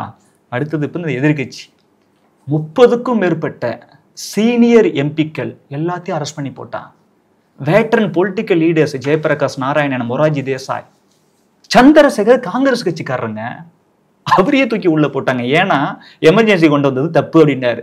எவ்வளவு தைரியம் உனக்கு, என்னையே நீ கிரிட்டிசைஸ் பண்றியா, சொந்த கட்சிக்காரன். ரொம்ப மனசுக்கு கஷ்டமான விஷயமே. பெருந்தலைவர் காமராஜர் அவர்கள் இறந்து போனதுக்கு காரணம் இந்த காங்கிரஸ் கட்சி. நல்லா இருந்தாருங்க, ஹெல்த்தியா இருந்தாரு, எந்த பிரச்சனையும் இல்லை. 1975 ஜூன் மாசம் 25ஆம் தேதி இவங்க எமர்ஜென்சி கொண்டு வந்த உடனேயும் ரொம்ப ஃபீல் பண்ணிட்டார். நேருவோட புள்ள நாட்டை நல்லா பார்த்துக்கணும் அப்படிங்கிறதுக்காக தான் நம்ம பிரைம் மினிஸ்டர் ஆக்கணும். நம்மளெல்லாம் மதிக்கல, தனியா கட்சி 2ஆ உடைச்சிடுச்சு, மறுபடியும் ஆட்சிக்கு வந்துருச்சு, போய் தொலையுது. ஆனா எந்த சுதந்திரத்துக்காக நாமெல்லாம் வந்துட்டு தியாகம் பண்ணமோ, எத்தனை பேர் செத்து போனாங்களோ, வாழ்க்கையை தியாகம் பண்ணாங்களோ, காந்திஜி, ராஜாஜி, நேதாஜி, சுபாஷ் சந்திர போஸ், எத்தனையோ பேரு அவ்வளவு கஷ்டப்பட்டாங்க. அந்த சுதந்திரத்தையே பறிக்குதுன்னு சொல்லி ஃபீல் பண்ணி அப்படியே மனசு பாதிக்கப்பட்ட உடம்பு பாதிக்கும். அடுத்த 3 மாசத்துல 1975 அக்டோபர் மாசம் 2ஆம் தேதி நைட்டு தூங்க போனவர் செத்து கிடக்கிறார். மனம் வெம்பி கஷ்டப்பட்டு வாங்கின சுதந்திரம் போயிடுச்சே, நாட்டு மக்கள் இவ்வளவு கஷ்டப்படுறாங்களே, தப்பு பண்ணிட்டோமே இந்திரா காந்தியை பிரைம் மினிஸ்டரா கொண்டு வந்து அப்படின்னு மனம் வெம்பி உடல்நிலை பாதிக்கப்பட்டு இறந்து போனார். மன்னிக்கலாம் அந்த காங்கிரஸ் கட்சியை? ஒருபோதும் மன்னிக்க கூடாது. இப்படி எதிர்கட்சி சார்ந்த வாஜ்பாய் அவர்கள், அத்வானி அவர்கள் உள்ளிட்ட எல்லாரையும் உள்ள போறது. RSS, ஜமாத்-இ இஸ்லாமி, ஆனந்த மார்க் உள்ளிட்ட 25 அமைப்புகள் வந்துட்டு தடை பண்ணிட்டான். காங்கிரஸ் நாங்க செக்யூலர் மத சார்பற்ற கட்சின்னு சொல்லும்ல, RSS சேர்ந்த தொண்டர்கள், ஆனந்த மார்க்குங்கிற அமைப்பை சார்ந்த தொண்டர்கள் எல்லாத்தையும் ஜெயில ஒரு ரூம்ல போடுறது. ஜமாத்-இ இஸ்லாமி இருக்கிறாங்கல்ல, அவங்கள மட்டும் தனியா எங்க முஸ்லிம் கைதிகள் இருக்கிறாங்களோ அந்த முஸ்லிம் கைதிகள் அரசியல் கைதிகள் இல்ல, ஸ்மக்லிங் பண்ணுவான்ல, கடத்தல், காஃபி போஸ்டான ஒரு சட்டம் உண்டு. அந்த சட்டத்துக்கு கீழே கைது செய்யப்பட்ட, கடத்தலுக்காக கைது செய்யப்பட்ட மிகப்பெரிய குற்றவாளிகள் அவங்க முஸ்லிம்ங்கிறதால அரசியல் கைதியான ஜமாத்-இ இஸ்லாமி இருக்கிறாங்களே அந்த தொண்டர்கள் எல்லாம் தூக்கி அதுல அந்த முஸ்லீம் கூட போட்டுட்டாங்க. அவங்க எல்லாம் கொதித்து எழுந்தார்கள். நாங்க RSS தொண்டர்கள் கூட ஒன்னா இருப்போம், நாங்கெல்லாம் அரசியல் கைதிகள், எமர்ஜென்சிக்கு எதிராக குரல் கொடுக்கிறோம். இவன் முஸ்லீமா இருந்தாலும் கடத்தல ஈடுபட்ட பெரும் குற்றவாளிகள், இவன் முஸ்லீம் நானும் முஸ்லீம் சொல்லி என்ன தூக்கி உள்ள போடுற, இதுவாயே உங்க மத சார்பற்ற தன்மை? அவங்க சொன்னாங்க, இல்ல நாங்க RSS தொண்டர்கள் ஒன்னா இருக்கிறோம். நான் இன்னைக்கு புரிஞ்சுக்கிட்டு நீ நாளைக்கு புரிஞ்சுக்க போற. ஆனா காங்கிரஸ் கட்சி குற்றவாளிகள் விஷயத்துல கூட யார எங்க போடுது பாருங்க, அவ்வளவு மோசமான கட்சி. இப்படி எதிர்கட்சிக்காரங்களையும் ரொம்ப கொடுமைப்படுத்திட்டாங்க. எதிர்கட்சின்னு வரும்பொழுது எனக்கு திமுக வரும். 1975 ஜூன் மாசம் 12ஆம் தேதி அலகாபாத் ஹைகோர்ட் வந்துட்டு இந்திரா காந்திக்கு எதிராக தீர்ப்பு வழங்கின உடனே அன்னைக்கு தமிழ்நாட்டோட முதலமைச்சர் அந்த கருணாநிதி அவர்கள் இந்திரா காந்தி பதவி விலக வேண்டும் சொன்னார். ஜூன் மாசம் 27ஆம் தேதி 25 இங்க எமர்ஜென்சி கொண்டு வராங்க. 27ஆம் தேதி திமுகவோட செயற்குழுவை கூட்டி செயற்குழு வந்துட்டு ஒரு கண்டன தீர்மானம் ஏற்றது. நாங்கள் இந்த எமர்ஜென்சியை கண்டிக்கிறோம், நெருக்கடி நிலையை கண்டிக்கிறோம் சொல்லி 1975 டிசம்பர் மாசம் கோயம்புத்தூர்ல திமுக மாநாடு நடக்குது. அந்த மாநாட்டுல அவசர நிலைக்கு எதிராக, எமர்ஜென்சிக்கு எதிராக, இந்திரா காந்திக்கு எதிராக கண்டிச்சு தீர்மானம் போட்டது திமுக. தீர்மானம் போட்டதும் 1976 ஜனவரி மாசம் 31ஆம் தேதி ஆட்சி கலைச்சு பிடிச்சு இந்திரா காந்தி. கலைச்சு விட்டு சும்மா விடல. திமுகவோட முக்கிய தலைவர்கள் எல்லாம் அரெஸ்ட், தொண்டர்கள் எல்லாம் அரெஸ்ட். முக்கிய தலைவர்கள் யாரு? நம்ம மு க ஸ்டாலின், முரசொலி மாறன், வைகோ, ஆற்காடு வீராசாமி, ஆசை தம்பின்னு ஒருத்தர் இருந்தாரு, இவங்க எல்லாம் அரெஸ்ட், தூக்கி உள்ள போட்டாங்க. மு க ஸ்டாலின் எல்லாம் அடிச்சு உதைக்கிறாங்க, விட்டு அவரை கொண்டிருப்பாங்க. அதனால எம்பியா இருந்த முன்னாள் MP செட்டி பாபுன்னு ஒருத்தர், நம்ம தலைவரோட பிள்ளையை எவ்வளவு கொடுமைப்படுத்துறான்னு சொல்லி இவரு போய் அந்த அடியெல்லாம் வாங்கி அவர் செத்தே போயிட்டார். மிஸ்டர் மு க ஸ்டாலின் அவர்களே, திமுக காரங்களே, உங்க கட்சிக்காக மு க ஸ்டாலின் அவர்களே, உங்களை காப்பாத்துறதுக்காக உங்க கட்சியோட முன்னாள் MP செட்டி பாபு உயிரே நீர்த்தார். அவரை கொன்னது யாரு? காங்கிரஸ் கட்சி. இந்த எமர்ஜென்சி அப்படிப்பட்ட காங்கிரஸ் கட்சி கூட போய் கூட்டணி வச்சிருக்கீங்க. திமுக பல முன்னணி நிர்வாகிகள் எல்லாம் கைது செய்யப்பட்டார்கள். அதுலயும் திமுக காரன் பல பேரை இந்திரா காந்தி அரசாங்கம் மிரட்டி விட்டுச்சு. ஏய், நீ வந்துட்டு எமர்ஜென்சி எதிர்த்து தப்புன்னு சொல்லி மன்னிப்பு கடிதம் எழுது, இனிமேல் நான் திமுக இருக்க மாட்டேன், திமுக விட்டு விளைவிக்கிறேன்னு சொல்லி உறுதிமொழி கொடு. அப்படி செஞ்சா உன்னை வெளில விட்டுறதும் திமுக காரன் எல்லாம் மன்னிப்பு கடிதம் எழுதி கொடுத்துட்டு வெளில ஓட்டியான்ட்டான். சாதாரண எமர்ஜென்சி வாஜ்பாய், அத்வானி உள்ளிட்ட மாபெரும் தலைவர்கள் எல்லாம் கிட்டத்தட்ட 2 வருஷம் ஜெயில இருக்கும் பொழுது, சாதாரண இந்த காங்கிரஸ் கட்சிக்கு பயந்துகிட்டு, இந்திரா காந்தியோட எமர்ஜென்சிக்கு பயந்துகிட்டு, ஜெயில இருக்கிறதுக்கு பயந்துகிட்டு மன்னிப்பு கடிதம் எழுதி கொடுத்துட்டு கட்சியை விட்டு வெளில போறேன்னு சொல்லி உறுதிமொழி கொடுத்துட்டு வெளில வந்த திமுக காரங்க ஒப்பற்ற விடுதலை போராட்ட வீரன், உலக வரலாற்றிலேயே இப்படிப்பட்ட ஒரு விடுதலை போராட்ட வீரன் 25 வயசுல இருந்தது இல்லைன்னு சொல்லி உலக பத்திரிகையாலாம் பாராட்டப்பட்ட ஒரு வீரன் வீர சாவர்கர் பல்லாண்டுகள் ஜெயில இருந்த அப்புறமும் கூட, சொல்லணும்னா துன்பங்களை அனுபவித்த கூட, அப்புறமா இப்படி ஜெயிலே கடந்து சாவறதுக்கு பதிலாக நாட்டு நம்ம ஜெயில விட்டு வெளில போனோம் அப்படின்னா இந்த இந்து சமுதாயத்தில் இருக்கக்கூடிய தீண்டாமை ஏற்றத்தாழ்வுக்கு எதிராக குரல் கொடுக்கலாம். ஒரு அம்பேத்கர் மட்டும் பாடுபட்டா பத்தாது, இந்து சமுதாயத்தை எந்த ஒரு வித்தியாசமும் இல்லாம ஒன்றுபடுத்த வேண்டும். நாட்டு மக்களுக்கு நல்ல கருத்துக்கள் செய்யலாம். ஜெயில கடந்து சாவறதோட வெளில போயிட்டு இந்த மாதிரி நல்லது செய்யலாங்கிறதுக்காக அன்னைக்கு இருந்த ப்ரொசீஜர் படி இங்கிலீஷ்காரன் கொடுத்த அந்த ஃபார்ம் அப்படியே ஃபில் பண்ணி கொடுத்துட்டு, தானா எழுதி கொடுக்கல, அவன் கொடுத்த கிளம்பி பெட்டிஷனை எழுதி கொடுத்துட்டு வெளில வந்த ஒரு மகத்தான தலைவனை மன்னிப்பு கடிதம் எடுத்தாருன்னு, மன்னிப்பு கேட்டு வெளில வந்தாருன்னு கேவலமா பேசுறேன். உங்களை மாதிரி போயிட்டு 1 மாசத்துலயே 2 மாசத்துலயே வந்தாரா? மோர் தென் 10 years அவ்வளவு கொடுமைகளை அனுபவிச்சாரு. குடிக்க தண்ணி கொடுக்க மாட்டான், நினைச்சப்ப யூரின் போக முடியாது, கையும் காலையும் கட்டி போட்டே வந்துட்டு இங்கிலாந்துல இருந்து கூப்பிட்டு வந்தான். நைட் டைம் அப்படி வந்தாரு. அப்படிப்பட்ட மகத்தான தலைவர் வந்துட்டு மன்னிப்பு கேட்டேன்னு சொல்ற. மனசாட்சி இருந்தா அப்படி சொல்ல மாட்டேன். மனசாட்சி இருந்தா நீ ஏன் திமுக இருக்க போற? அவ்வளவு திமுக காரங்களை கொடுமைப்படுத்தினுச்சு காங்கிரஸ் கட்சி. மாநில கட்சிகள்லாம் தடை செய்ய போறேன்னு சொல்லி இந்திரா காந்தி சொன்னதா ஒரு பேச்சு உண்டு. அப்போதான் இவர் வந்துட்டு இவர் கருணாநிதி சொன்னதா சொல்லுவாங்க, முடிந்தால் திமுகவை தடை செய்து பாருங்கள். மிஸ்ஸாவில் தான் எல்லாத்தையும் அரெஸ்ட் பண்ணி போட்டாங்க. அப்ப கருணாநிதி சொன்னதா ஒரு பேச்சு உண்டு, மிஸ்ஸாவில் தூக்கி போட்டா தமிழ்நாட்டுக்கு வர விசா வாங்க வேண்டிய சூழ்நிலை வந்துடும். அப்படி ரைமிங்கே பேசினாராம், என்னன்னா தனிநாடா ஆயிடுவோம் பாரு. அப்படி இதை பயன்படுத்திக்கிட்டு அவரோட தீய நோக்கத்தை உள்ள கொண்டு வந்துருவாரு. அவங்க தூக்கி அத்தனை பேர் உங்க பையனே அடிச்சு உடைச்சாங்களே, உங்க முன்னாள் எம்பியை கொண்டாங்களே சிட்டி பாபு, நீங்க ஏதாச்சும் பண்ண வேண்டியது என்ன பண்ணீங்க? ஒண்ணுமே பண்ணல. திமுக காரங்க அத்தனை பேரும் அவ்வளவு பாதிக்கப்பட்டாங்க. அதை எதிர்த்து இப்படி எதிர்கட்சிக்காரங்களுக்கு இவ்வளவு பிரச்சனையா? ஏற்கனவே வந்துட்டு நீதித்துறைக்கு என்ன பிரச்சனை பண்ணாங்கன்னு சொல்லிட்டேன். அடுத்தது பத்திரிகையாளர்களுக்கு அவ்வளவு பிரச்சனை. அதனாலதான் அதாவது எந்த ஒரு நியூஸ் வரணும்னாலும், நாளைக்கு பத்திரிகை வருதுன்னா ஒரு கவர்மெண்ட் ஆபீசர் ஒரு பத்திரிகை ஆபீஸ்ல இருப்பார். காங்கிரஸ் கட்சி போட்ட கவர்மெண்ட் ஆபீசர் அவர் எல்லாத்தையும் படிச்சு பார்ப்பார். அவர் எதெல்லாம் வரலான்னு சொல்றாரோ அதை தான் வரணும், எதெல்லாம் நீக்கணும்னு சொல்றாரோ நீக்கணும். அப்படிதான் நடக்கும்.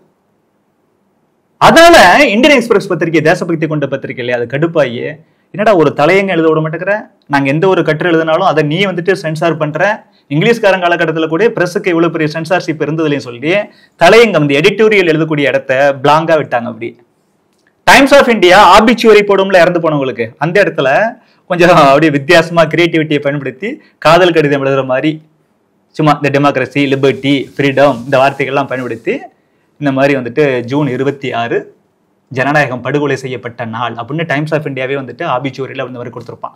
இந்த ஆபீசர் வந்துட்டு வேணா நினைச்சுக்கிட்டா அவனுக்கு புரியாது, அந்த அளவுக்கு இங்கிலீஷும் புரியாது, ஆபிச்சுவரியை செக் பண்ணிருக்க மாட்டான். இங்க நம்ம தொக்குளுக்கு சோ இருக்காரு, ரொம்ப குசும்பு பிடிச்ச ஒரு மாபெரும் அறிவாளி இல்லையா, எமர்ஜென்சி எதிர்த்து அவர் குரல் கொடுத்தாரு.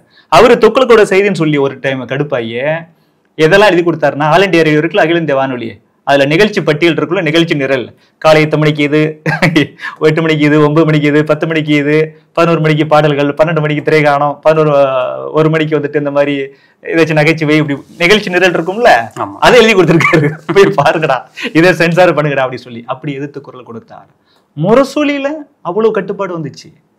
அப்ப முரசொலி மாறன், மு.க. ஸ்டாலின், வைகோ, ஆற்காடு வீரசாமி, ஆசை தம்பி உள்ளிட்ட லீடர்ஸ் எல்லாம் இவ்வளவு பிரச்சனை, உங்க தொண்டர்களை அவ்வளவு கொடுமைப்படுத்திருக்கிறாங்க, ஒரு எம்பியை நீங்க இழந்திருக்கீங்க, உங்க பத்திரிகைக்கு சென்சாரிஷிப் வந்திருக்குது, உங்க ஆட்சியை கழிச்சேப்டான். அப்படிப்பட்ட காங்கிரஸ் கட்சி கூட எப்படி நீங்க இருக்கீங்க? அங்க இருந்துகிட்டு ஜனநாயகன்றீங்க, மதசார்பற்ற தன்மைன்றீங்க. இன்னொன்று சார், இந்த எமர்ஜென்சி காலகட்டத்தில் கைது செய்யப்பட்டவங்க பலர் காணாமல் போயிருக்காங்கன்ற தகவல் சொன்னது ஒன்பே ஒன்னா நான் வரேன். பத்திரிகையாளர்கள் பார்த்தோம்னா 253 பேரை கைது பண்ணாங்க. அதுல மிசா ஆக்டில் மட்டுமே 110 பேரை கைது பண்ணாங்க. Defence of India rule DIR அப்படின்னு ஒரு சட்டம் இருக்கு, தேசிய பாதுகாப்பு சட்டம். அந்த சட்டத்தின்படி 110 பேரை அரெஸ்ட் பண்ணாங்க. 110, 220, மீதி 33 பேரை வந்துட்டு நார்மல் சட்டத்துல கைது பண்ணாங்க. இப்படி 253 பத்திரிகையாளர்களை கைது பண்ணாங்க. 29 பத்திரிகையாளர்கள், வெளிநாட்டு பத்திரிகையாளர்கள் இந்தியாவுக்கு வர ஆசைப்பட்டாங்க, அவங்கள வரக்கூடாதுட்டாங்க. இந்தியாவில வெளிநாட்டு பத்திரிகையாளர்கள் இருப்பாங்களா, அதுல 51 பேரோட அந்த பத்திரிகைக்கான அங்கீகாரம் கொடுத்துருப்போம்ல, பத்திரிகையாளர்னு சொல்லி ஒரு லைசன்ஸ், அதை கேன்சல் பண்ணிட்டாங்க. அந்த 51 பேர்ல 7 பேரை நாடு கடத்திட்டாங்க. எவ்வளவு கொடுமை! அத்வானி அவர்கள் சொல்லுகிறார், பிரிட்டிஷ் காலகட்டத்தில் கூட பத்திரிகையாளர்களுக்கு இவ்வளவு பிரச்சனை வந்ததில்லை. எவ்வளவு பிரச்சனை! பிபிசி இந்த 29 வந்துட்டு பத்திரிகையாளர்கள், வெளிநாட்டு பத்திரிகையாளர்கள் உள்ள அலோவ் பண்ணலன்னு சொன்னேன்ல, அதுல பிபிசியோட மிகவும் புகழ்பெற்ற பத்திரிகையாளர் மார்க் டூலின் பேரு, TULLY, மார்க் டூலி, அவரையும் உள்ள விடல. அன்னைக்கு வந்துட்டு voice of Australia, voice of America, voice of Germany, radio Australia, BBC இந்த மாதிரி பத்திரிகைகள் மட்டும்தான் ஓரளவுக்கு வந்துட்டு உண்மையான நியூஸை கொடுத்தாங்க. மற்றபடி அரசாங்க கட்டுப்பாட்டில் இருந்த ரேடியோ இருக்கட்டும், பத்திரிகைகள் இருக்கட்டும், அவங்க எல்லாம் இந்திரா காந்தி வாழ்க, எமர்ஜென்சி நல்லது, இந்த மாதிரி தான் கொடுக்க ஆரம்பிச்சான். எந்த அளவுக்கு அப்படின்னா, எமர்ஜென்சியில தான் நாட்டுக்கு நல்லது வருது. இவங்க ஒரு 20 பாயிண்ட் ப்ரோக்ராம், 20 அம்ச திட்டம்லாம் கொண்டு வந்திருந்தாங்க. நாட்டு நபர் புதுசா நான் கொண்டு வர போறேன், இவன் பண்றதெல்லாம் அயோக்கியத்தனம், தன்னை காப்பாத்திக்கிறதுக்காக தான், பதவியை காப்பாத்திக்கிறதுக்காக தான் இந்த மாதிரி எமர்ஜென்சி கொண்டு வந்தாங்க. ஆனா மக்களோட பாதுகாப்பு தான் கொண்டு வரேன்னு சொல்லி பொய் சொல்லி 20 அம்ச திட்டம் கொண்டு வராங்க. அதுல சஞ்சய் காந்தி ஒரு 5 அம்ச திட்டம்னு ஒண்ணு போட்டு விடுறாரு. அதுல இந்த 20 அம்ச திட்டம் ஆரம்பத்துல இவங்க சொல்லி பார்த்து சூப்பர் ஆகுனாங்க. நாளடைவுல மக்களுக்கு இது ஒண்ணுமே இல்லைன்னு தெரிஞ்சு போச்சு. நீங்க சொன்னீங்களா மாணவர் போராட்டம்லாம் நிறைய நடந்துச்சுன்னு சொல்லி, அதுல கேரளாவுல ஒரு மாணவர் அமைப்பு போராட்டம் நடத்துது. அதுக்கான தலைமை தாங்கி நடத்தினவர் சுகுமாரன் சொல்லி ஒரு மாணவர். அந்த மாணவரை கைது பண்ணி ஆள் எங்க இருக்காருன்னே தெரியல. அதனால அவங்க அப்பா வந்துட்டு ஒரு கேஸ் ஃபைல் பண்றாரு, என் பையன் எங்க இருக்கான் ஒன்னும் தெரியலன்னு. எமர்ஜென்சி இருந்த அந்த 21 மாசமும் தெரியவே இல்லை எங்க இருக்கிறான். எமர்ஜென்சி காலகட்டம் முடிஞ்சு வேற ஆட்சி வந்து அந்த ஆட்சி எமர்ஜென்சி காலகட்டத்தில் நடந்த அட்டூழியத்தெல்லாம் விசாரிக்கிறதுக்காக ஜஸ்டிஸ் சா தலைமையில ஒரு கமிஷன் போட்டாங்க, ஒன்மேன் கமிஷன். சுப்ரீம் கோர்ட்டோட ரிட்டையர்ட் ஜட்ஜி அவர் ஜஸ்டிஸ் சா, அவர் தலைமையில ஒரு ஒன்மேன் கமிஷனை போட்டு அங்க ரிப்போர்ட் சொல்றான், அரெஸ்ட் பண்ணி உருவம் தெரியாத அளவுக்கு அவனை சிதைச்சு கொன்னு எரிச்சிட்டான் மாணவரை. இவங்க 20 வருஷம் திட்டம் கொண்டு வந்தாங்களே, அந்த திட்டம் ஃபெயிலியர் ஆயிடுச்சுல. அதனால மாணவர்கள் அமைப்புலாம் அன்னைக்கு வந்துட்டு கிரிட்டிசைஸ் பண்ணுவான். Problems are plenty, points are 20, results are empty. மாணவர்கள் எதையுமே கொஞ்சம் ரைமிங்கா சொல்லலாம்ல. எக்கச்சக்கமா அந்த நாட்டுல பிரச்சனை இருக்கடா, நீ 20 வருஷம் திட்டம் கொண்டு வந்திருக்கிற ரிசல்ட் ஒண்ணுமே கிடையாது அப்படின்னு அன்னைக்கு மாணவர் அமைப்பு வந்துட்டு மிகப்பெரிய போராட்டம் நடத்திருக்கிறாங்க. அது ஃபேமஸா இருந்திருக்குது. அதே போல வக்கீலுங்க ராமா ஜோய்ஸ் சொல்லி ஒரு அட்வொகேட், வாஜ்பாய் அத்வானி உள்ளிட்ட தலைவர்களுக்காக கர்நாடகா ஹைகோர்ட்ல வாதாடினவர். அந்த கேஸ் வந்துட்டு அடுத்து சுப்ரீம் கோர்ட்டுக்கு போனிச்சு சொன்னால ஏற்கனவே, அங்கதானே இவங்களுக்கு ஃபேவரா வரலன்னு சொல்லி, இந்திரா காந்திக்கு ஃபேவரா வந்துருச்சுன்னு சொல்லி. இந்த இளம் வக்கீல் அவர் ராமா ஜோய்ஸ், அவர் வந்துட்டு இந்த கோர்ட் ப்ரெசிடென்ஸ் எல்லாம் கேட்கறதுக்காக அங்க போயிருக்காரு டெல்லிக்கும். அவ்வளவு ஆர்வம் என்ன நடக்குதுன்னு சொல்லி தெரிஞ்சுக்கணும்னு சொல்லி. கொஞ்ச நாள் கழிச்சு மறுபடியும் வந்துட்டு அவர் பெங்களூர் ஜெயிலுக்கு வந்திருக்காரு. இந்த டெபுட்டி சூப்பரிண்டென்டென்ட் அத்வானி ஜிட்டு வந்து சொல்லியிருக்கான், ராமா ஜோய்ஸ்னு ஒருத்தர் உங்களை பார்க்க வந்திருக்காரு. இவர் என்ன நினைச்சுக்கிட்டாருன்னா, ஓஹோ இங்க கேஸ் முடிஞ்சு அந்த கேஸ் எப்படி நடக்குதுன்னு பார்க்க தானே போயிருக்காரு, என்ன நடந்துச்சுன்னு சொல்றதுக்காக வந்திருக்காரு அப்படி நினைச்சுக்கிட்டு இவர் போனா அந்த பையனையும் அந்த அட்வொகேட்டையும் மிஸ்ஸாவில் அரெஸ்ட் பண்ணி கொண்டு வந்திருக்கிறான். பிரிட்டிஷ்காரன் காலகட்டத்தில் கூட பிரிட்டிஷ் அரசாங்கத்துக்கு எதிராக இந்திய விடுதலை போராட்ட வீரர்களுக்கு ஆதரவா ஒரு அட்வொகேட் வந்துட்டு வாலாடினாருங்கிறதுக்காக அவர் மேல கேஸ் போட மாட்டாங்க. இந்திரா காந்தியோட காங்கிரஸ் கட்சியோட எமர்ஜென்சியை எதிர்த்து தலைவர்கள் மக்களுக்கான உரிமைக்காக கோர்ட்ல கேஸ் நடத்தின ஒரே காரணத்துக்காக ஒரு அட்வொகேட்டை அரெஸ்ட் பண்ணது, மிஸ்ஸாவில் அரெஸ்ட் பண்ணது காங்கிரஸ் கட்சி. அவ்வளவு கொடுமையான கட்சி. மாணவர்களுக்கும் சுதந்திரம் கிடையாது. காணாமல் போன மாணவர்கள் பல பேர் காணாமே போயிட்டான். சுகுமாரன் கூட இந்த மாதிரி வந்துட்டு கொன்று எரிக்கப்பட்டான்னு சொல்லி ஒரு ரிப்போர்ட் வந்துருச்சு. இன்னும் நிறைய பேரை பத்தி ஒண்ணுமே தெரியாது. அதே போலங்க இந்த விடுதலை இந்த எமர்ஜென்சி காலகட்டத்தில் ஜார்ஜ் பெர்னாண்டஸ் சொல்லி, ஜார்ஜ் பெர்னாண்டஸ் தொழிற்சங்க தலைவர், அவர் வந்துட்டு கொஞ்சம் தலைமறைவாயிட்டாரு. நம்ம சுப்பிரமணிய சாமி அப்படிதான், அவங்களும் வந்துட்டு தலைமறைவாயிட்டான். எங்க இருக்கிறாங்கன்னே தெரியல. அவருக்கு ஒரு ஃப்ரெண்டு சினேகலதா ரெட்டின்னு சொல்லி கர்நாடகாவில் சம்ஸ்காரான்னு சொல்லி ஒரு படம், அதுக்காக அவார்டு வாங்கினவங்க, ஒரு நல்ல சிறந்த நடிகை. அவங்கள்ட்ட போயிட்டு உங்க ஃப்ரெண்டு தானே வந்துட்டு இவரு ஜார்ஜ் பெர்னாண்டஸ், அவர் எங்க இருக்காருன்னு கேட்டிருக்கிறாங்க. அந்த யாருக்கு தெரியல, அதனால அவங்க சொல்லல, எதுவுமே ரிவீல் பண்ணல. தமிழகத்துல தான் அடைக்கலம் கொடுத்துருந்தாங்கன்ற மாதிரி இல்ல ஒரு பேச்சு உண்டு. அன்னைக்கு இந்திரா காந்தி ஒரு டைம் என்ன செய்வாங்கன்னா, பார்லிமெண்ட்ல திமுக சேர்ந்த ராஜ்யசபா எம்பிக்கள் எமர்ஜென்சி குறித்து கேள்வி கேட்கும் பொழுது, குஜராத்தும் தமிழ்நாடு மட்டும்தான் இப்ப இந்த எமர்ஜென்சி காலகட்டத்தில் நீங்க தனி தீவு போல இருந்துகிட்டு இருக்கீங்க அப்படின்னு வான் பண்ணிருப்பாங்க. ஏன்னா இங்க டிஎம்கே ஆட்சி, காங்கிரஸுக்கு எதிரான ஆட்சி. அங்க வந்துட்டு ஏற்கனவே சொன்னோம், எலெக்ஷன்ல ஜெயிச்சு ஜனசங்கம் அவங்க ஜனசங்கம் காங்கிரஸ் ஸ்தாபன காங்கிரஸ் எல்லாம் ஜெயிச்சு பாபுபாய் பட்டேல்னு ஒருத்தர் ஸ்தாபன காங்கிரஸ் தலைவர், அவரை வந்துட்டு சேம் ஆகிட்டோம். அதனால அங்க ஒண்ணு பெருசா என்னதான் சென்ட்ரல் கவர்மெண்ட் சொன்னாலும் ஸ்டேட்ல இருக்கக்கூடிய போலீஸான அரெஸ்ட் பண்ணணும். அதனால இந்த ரெண்டுமே கொஞ்சம் ஓரளவுக்கு ஃப்ரீயா இருந்துச்சு. ஆனாலும் அடக்குமுறை நடக்கதான் செஞ்சது. ஓரளவுக்கு ஃப்ரீயா இருந்துச்சு, ரிலேட்டிவ்லி ஃப்ரீயா இருந்துச்சு. ஒருவேளை அவர் தமிழ்நாட்டில் ஒளிஞ்சிருக்கலாம் அப்படின்னு ஒரு பேச்சு வந்துச்சு. சினேகலதா ரெட்டிங்கிற நடிகைட்ட போய் கேட்கும் பொழுது அவங்க சொல்லலை எதையுமே. அவங்கள தூக்கி அரெஸ்ட் பண்ணி உள்ள போட்டாங்க. உள்ள போயிட்டு ஒரு லேடிஸ்ன்னு பார்க்காம பண்ணாத டார்ச்சர் பண்ணியிருக்கிறாங்க, பிசிக்கல் டார்ச்சர். அதே போல இவரோட ஜார்ஜ் பெர்னாண்டஸோட பிரதர் லாரன்ஸ் பெர்னாண்டஸ் சொல்லி அவருக்கும் அவ்வளவு டார்ச்சர். இந்த அம்மையாரை எந்த அளவுக்கு டார்ச்சர் பண்ணுவாங்கன்னா சொல்ல கஷ்டமா இருக்கு. ஆனா வரலாற்றில் நடந்த விஷயத்த இந்த காங்கிரஸ் கட்சி எவ்வளவு மோசமான கட்சிங்கிறத சொல்லித்தானே ஆகணும்.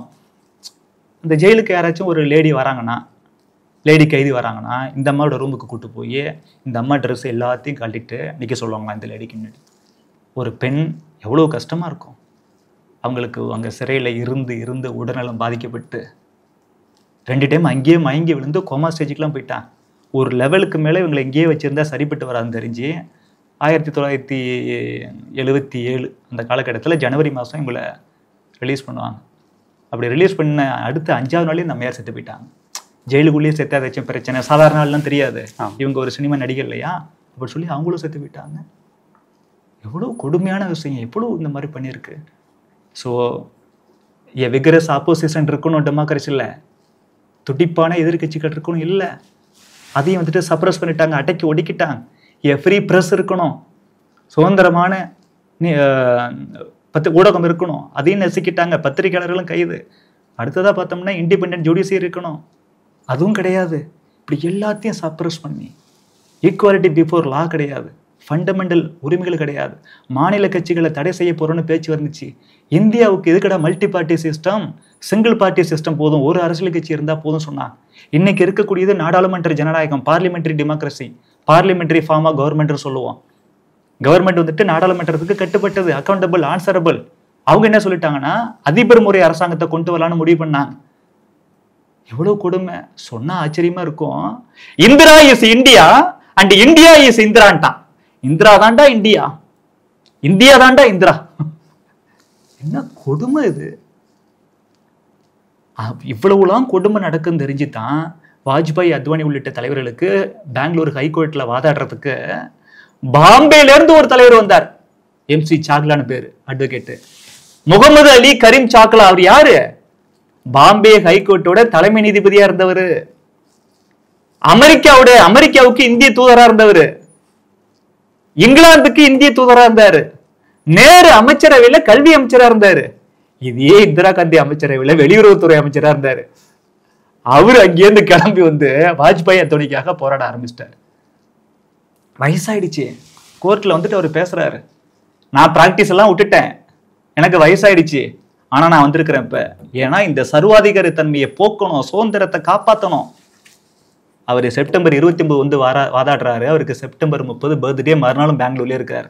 அவங்க ஃபேமிலிலாம் கோச்சிக்கிறாங்க, என்னங்க இந்த மாதிரி பர்த்டே விட்டு அங்கே போய் இருக்கீங்களே, பாம்பேலேருந்து பெங்களூர்ல போய். அவர் இல்லை, மக்களோட சுதந்திரத்துக்காகவும் சிவிக் ரைட்ஸுக்காகவும் போராடுறதை விட ஒரு சிறந்த பர்த்டே கிஃப்ட் எதுவாக இருக்க முடியும்? இவங்களாம் தேங்க் பண்றாங்க, இந்த வயசுலயும் எங்களுக்காக வந்துட்டு நீங்க வந்துட்டு வாதாடுறீங்களே அப்படின்னு சொல்லும்போது அவர் சொல்றாரு, for a matter of this kind I would have come even if I had been on my deathbed. இந்த மாதிரி நல்ல காரணத்துக்காக நான் என்னோட மரண படுக்கையில இருந்தா கூட எழுச்சி வந்திருப்பேன்டா. ஏன்னா நாடு அவ்வளவு மோசமா போயிட்டு இருக்கு, நம்ம வந்துட்டு மக்களை அரசியல் தலைவர்களை பாராட்டணும். இவங்கெல்லாம் யாரு? வாஜ்பாய் அத்வானில கை காமிச்சு சொல்றாரு. அவங்களோட பேட்ரியாட்டிசம், நாட்டுப்பற்று, their devotion to the service of the people, இதெல்லாம் அன்கொஸ்டினபிள். அப்படிப்பட்ட தலைவர்கள் மேல நீங்க என்ன சொல்றீங்க? மிசால உள்ள தூக்கி போடுறீங்க. இவங்கெல்லாம் வந்துட்டு வன்முறை புரட்சி செஞ்சு அரசாங்கத்துக்கு எதிராக கலகம் பண்ண போறாங்கன்னு சொல்லி உள்நாட்டு எமர்ஜென்சின்றீங்க. இதுக்காக சுதந்திரம் வாங்கணும் அப்படின்னு கொதிச்சு போய் அவர்லாம் போராடுறாரு. இப்படி நடந்து இப்ப அரசியல் கட்சியும் பார்த்தோம்னா ஒரு கட்சி இருந்தா போதும், அதிபர் முறை அரசாங்கம் வேணும், அரசியலமைப்பு சட்டத்தை மறுபரிசீலனை பண்ணணும், கான்ஸ்டிடியூண்ட் அசம்பிளி புதுசா போட்டு புது கான்ஸ்டிடியூஷனை உருவாக்கணும். இப்படிலாம் என்னென்னலாம் சொல்ல முடியுமோ அவ்வளவும் செஞ்சாங்க இந்திரா காந்தி. ஒரு காலகட்டத்தில் இப்படியே போயிட்டு இருக்கு. பொதுமக்களுக்கு எவ்வளவு பெரிய பிரச்சனை தெரியுமா? கட்டாய குடும்ப கட்டுப்பாடு திட்டம் கொண்டு வந்துட்டாங்க. கல்யாணம் ஆகாத லட்சக்கணக்கான இளைஞர்களை கூட்டு போய் கட்டாயமா குடும்ப கட்டுப்பாடு பண்ணி விட்டாங்க. இதை கேட்டப்புறமும் தமிழகத்தில் இருக்கக்கூடிய இளைஞர்கள் காங்கிரஸுக்கோ அது கூட்டணியில் இருக்கக்கூடிய திமுகவுக்கோ ஓட்டு போடலாமா? கவர்மெண்ட் எம்ப்ளாயிஸ்லாம் டார்கெட் வச்சாங்களாம். டார்கெட்டை ஃபுல்ஃபில் பண்ணா தான் உனக்கு சம்பளம். அதனால கவர்மெண்ட் எம்ப்ளாயிஸ் என்ன செஞ்சுட்டாங்க? விவரம் தெரிஞ்சுக்கிட்ட போக முடியுமா? கவர்மெண்ட் எம்ப்ளாயிஸ் எல்லாம் ரூரல் ஏரியாஸ்க்கு போய், கிராம பகுதிக்கு போய், அங்க போராவும் இல்லிட்ரேட்டாவும் ஏழைகள், படிக்காத மக்கள், கல்வி அறியற்றவர்கள் அவங்கெல்லாம் பிடிச்சி என்னென்னமோ சொல்லி கூட்டு போய் ஏமாத்தி கட்டாயமா குடும்ப கட்டுப்பாடு பண்ணி விட்டான். கவர்மெண்ட் எம்ப்ளாயிஸ்லாம் நீங்க குடும்ப கட்டுப்பாடு பண்ணியிருந்தா தான் உங்களுக்கு மாச சம்பளம். இப்ப தொழில் பண்ற யாராச்சும் பேங்க்ல போயிட்டு லோன் வாங்கணும், குடும்ப கட்டுப்பாடு பண்ணிட்டேன்னு சர்டிஃபிகேட் இருக்கா, அப்பதான் உனக்கு லோனு. எனக்கு வீடு இல்லைங்க, பிளாட்ஃபார்ம்ல தங்கியிருக்கிறேன், நைட்டு அப்படியே பிடிச்சிட்டு போறது அவன்லாம் குடும்ப கட்டுப்பாடு. பஸ் ஸ்டாண்டுக்கு போனங்க, பஸ் விட்டுட்டாங்க, லாஸ்ட் பஸ், அடுத்த பஸ் அதிகாலையில் தாங்க வரும், படுத்திருக்கிறேன் பஸ் ஸ்டாண்ட்ல, அப்படியே பிடிச்சிட்டு போயிட்டு குடும்ப கட்டுப்பாடு. ரயில்வே ஸ்டேஷனுக்கு போனங்க, ட்ரெயினை மிஸ் பண்ணிட்டாங்க, அடுத்த ட்ரெயின் வரைக்கும் கிடப்பேன், அதுக்குள்ள குடும்ப ஏற்பாடு பண்ணிக்கலாம். நடந்துச்சு. ஒரே வருஷத்துல 1 கோடி பேருக்கு கட்டாயமா குடும்ப கட்டுப்பாடு பண்ணி விட்டான். சுதந்திரத்தை இப்படிலாம் பறிக்கலாமா? யோசிச்சு பாருங்க. காந்தி ஜெயந்தி கொண்டாட விடலாங்க. முகமது அலி கரீம் சாக்லா சொல்றாரு, பாம்பேல காந்தி ஜெயந்தி கொண்டாடுறதுக்கு போய் பர்மிஷன் கேட்டாங்க, கொடுக்கல. டெல்லியில சில பேர் கவர்மெண்ட்டையும் மீறி காந்தி ஜெயந்தி கொண்டாடினாங்க, அவங்களும் தூக்கி உள்ள போட்டாங்க. ஆச்சாரியா கிருபாலனி மிகப்பெரிய காந்தியவாதி, காந்தியோட பேரன் ராஜ்மோகன் காந்தி, இவங்க எல்லாம் டெல்லியில இருக்கக்கூடிய ராஜ்காட் இருக்குல்ல, காந்திஜியோட சமாதி, அங்க போயிட்டு ஒரு அமைதியா ஒரு பிரார்த்தனை பண்ணணும் போயிருக்கிறாங்க, அவங்களாம் தூக்கி உள்ள போட்டாங்க. இப்ப அந்த மது தண்டவே சொன்னாராம், காந்தி ஜெயந்திக்கு பர்மிஷன் கேட்டதால கொடுக்கல, இந்திரா காந்தி ஜெயந்தின்னு கேட்டிருந்தா கொடுத்துருப்பாங்க. எவ்வளவு கொடுமை. நினைக்க நினைக்க நினைக்க அவ்வளவு கோபம் வருது. பல்வேறு விஷயங்களை சொல்ல முடியல, உண்மையை சொன்னா அவ்வளவு இருக்கு. இவ்வளவும் அட்டுலையும் பண்ணிட்டே போறதால மக்களுக்கு வந்துட்டு கோபம் எக்கச்சக்கமா இருக்கு.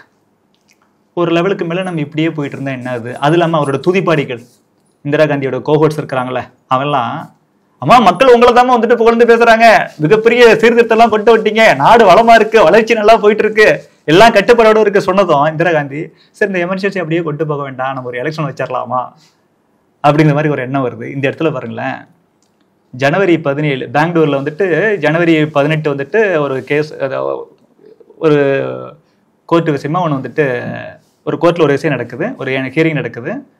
இந்த ஜனவரி மாதம் வந்துட்டு பெங்களூருக்கு வந்திருக்கிறாங்க அத்வானியோட குடும்பம். அத்வானி அவங்களோட 2 பசங்க. ஒரு இடத்துல அத்வானி ரொம்ப ஃபீல் பண்றாரு, என் ஒய்ஃபு, என் பையனுக்கு 10 வயசு, பொண்ணுக்கு 8 வயசு, 3 பேரும் என்னை பார்க்கணும்னு சொல்லி மத்திய அரசாங்கத்துக்கு வந்துட்டு பெட்டிஷன் போட்டிருக்கிறான்.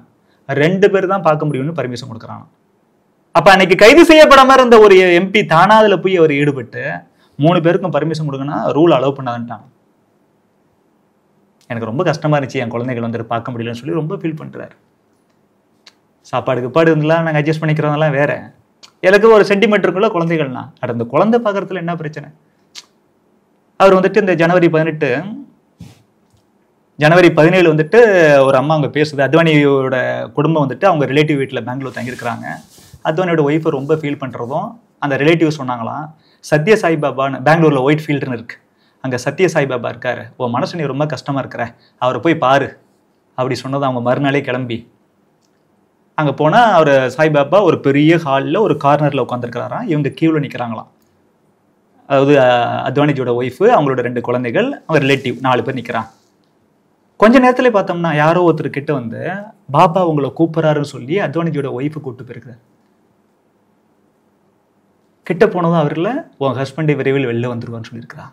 இவங்க ஆச்சரியம், இது வரைக்கும் நம்ம பாபாவை பார்த்ததில்ல, பாபாவுக்கு நாம் அங்கே வந்திருக்கிறோன்னு நம்ம சொல்லலை, அத்வானிஜியோட குடும்பம் தானே அவருக்கு தெரியாது, இது என்னடா அப்படின்னு பார்த்துட்டு ஆசீர்வாதம் வாங்கிட்டு ஒரு படபடப்போட வீட்டுக்கு போனால் வீட்டில் ஒரு போலீஸ் ஆஃபீஸரை வெயிட் பண்ணுறானா.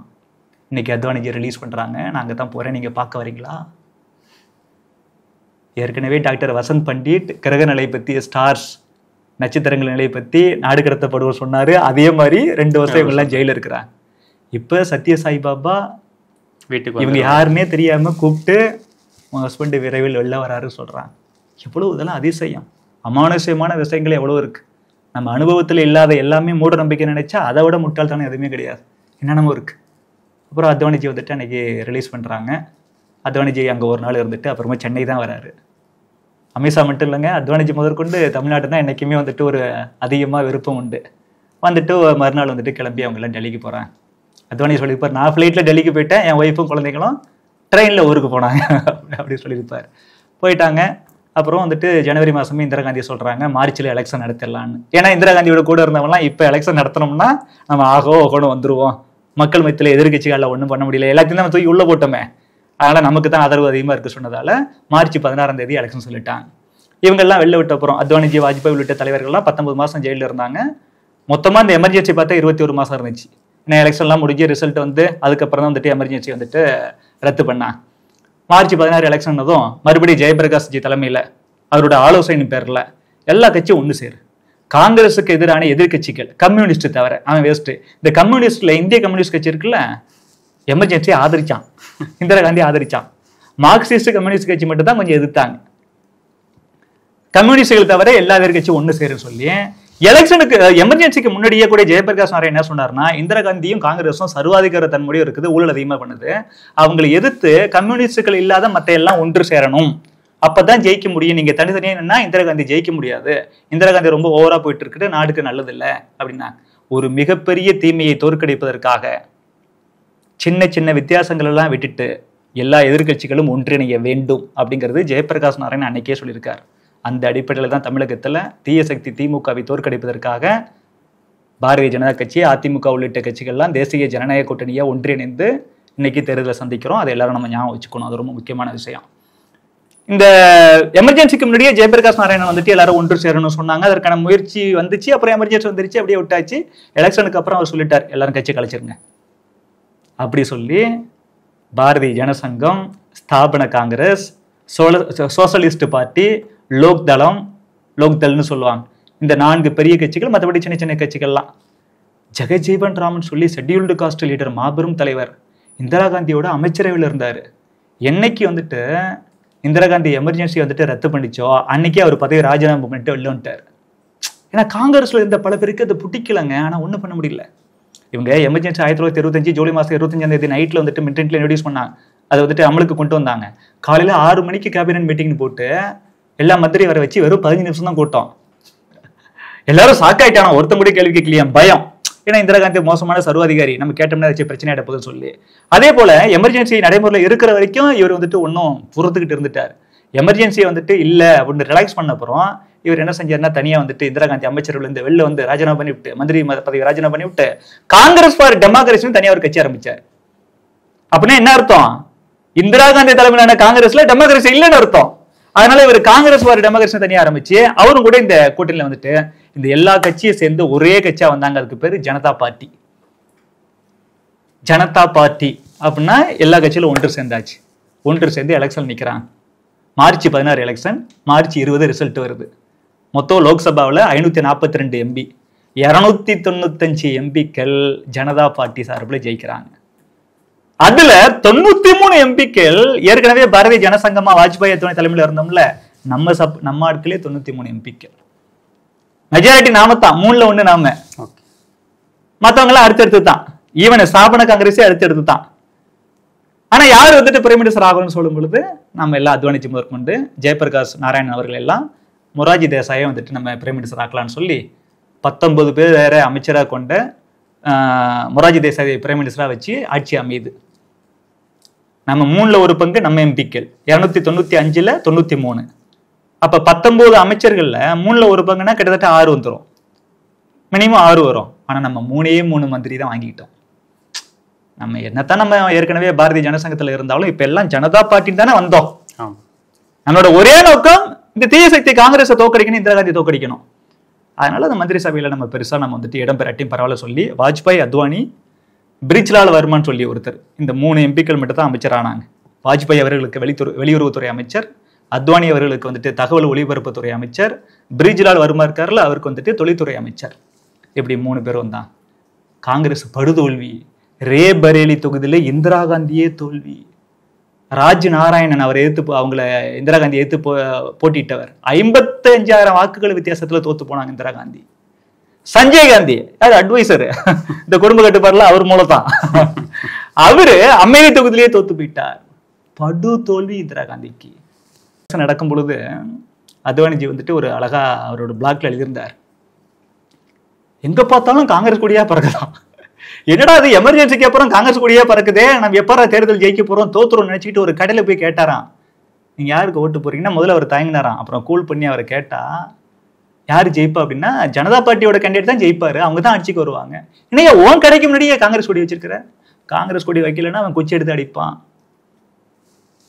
வன்முறையை ஏவுகிறார்கள் காங்கிரஸ் கட்சிக்காரங்க, அதனால பயந்துகிட்டு இருக்கிறோம்.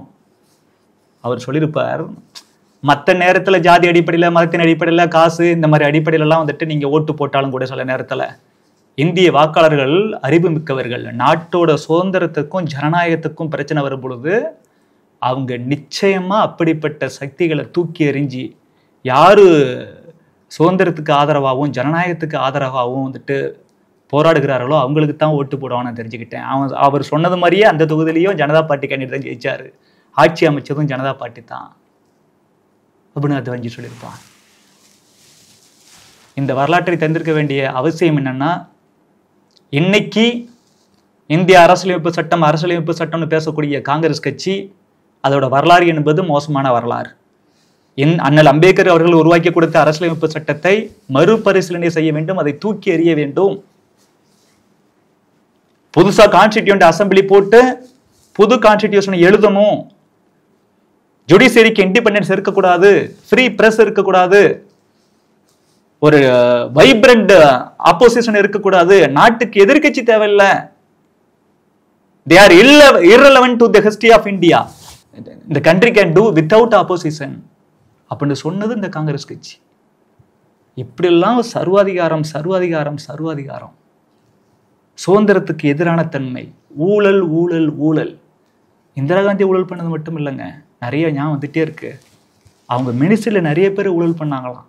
எல்என் மிஸ்ரான்னு சொல்லி ரயில்வே மினிஸ்டராக இருக்கார், ரயில்வே மினிஸ்ட்ரியில் மினிஸ்டராக இருக்கார். ரயில்வே மினிஸ்ட்ரி மேலேயே ஊழல் குற்றச்சாட்டான். பார்த்தா ஒன் ஃபைண்டு ஏதோ ஒரு குண்டு வெடிப்பில் அவர் இறந்து போயிட்டாராம். இது வரைக்கும் அவரோட மரணத்தில் உள்ள மர்மம் விலகவே இல்லை அப்படிங்கிறார். யாரு கொண்டிருப்பா? அவர் மாட்டியிருந்தாருன்னா அவருக்கு மட்டுமா பிரச்சனை? ஒட்டுமொத்தமாக காங்கிரஸ் கட்சிக்கே பிரச்சனை, இந்திரா காந்திக்கே பிரச்சனை, அதிகாரம் போயிடும். இப்படிலாம் நினைச்சாங்களா என்னமோ தெரியல, டவுட் இருக்கு. மாணவர்களை கொன்று குவித்தார்கள், வாதாடின அட்வொகேட்டை தூக்கி உள்ள போட்டாங்க, பத்திரிகையாளர்களை அரெஸ்ட் பண்ணாங்க, எதிர்கட்சி தலைவர்களையும் தொண்டர்களையும் அரெஸ்ட் பண்ணாங்க. இந்து அமைப்பு இஸ்லாமிய அமைப்புன்னு எந்த ஒரு வித்தியாசம் பார்க்காம 25 அமைப்புகளை தூக்கி தடை பண்ணி உள்ள போட்டாங்க. நீதித்துறையை சப்ரஸ் பண்ணாங்க. மக்களுக்காக குரல் கொடுத்த ஜட்ஜியோட பதவி உயர்வை தடுத்தாங்க.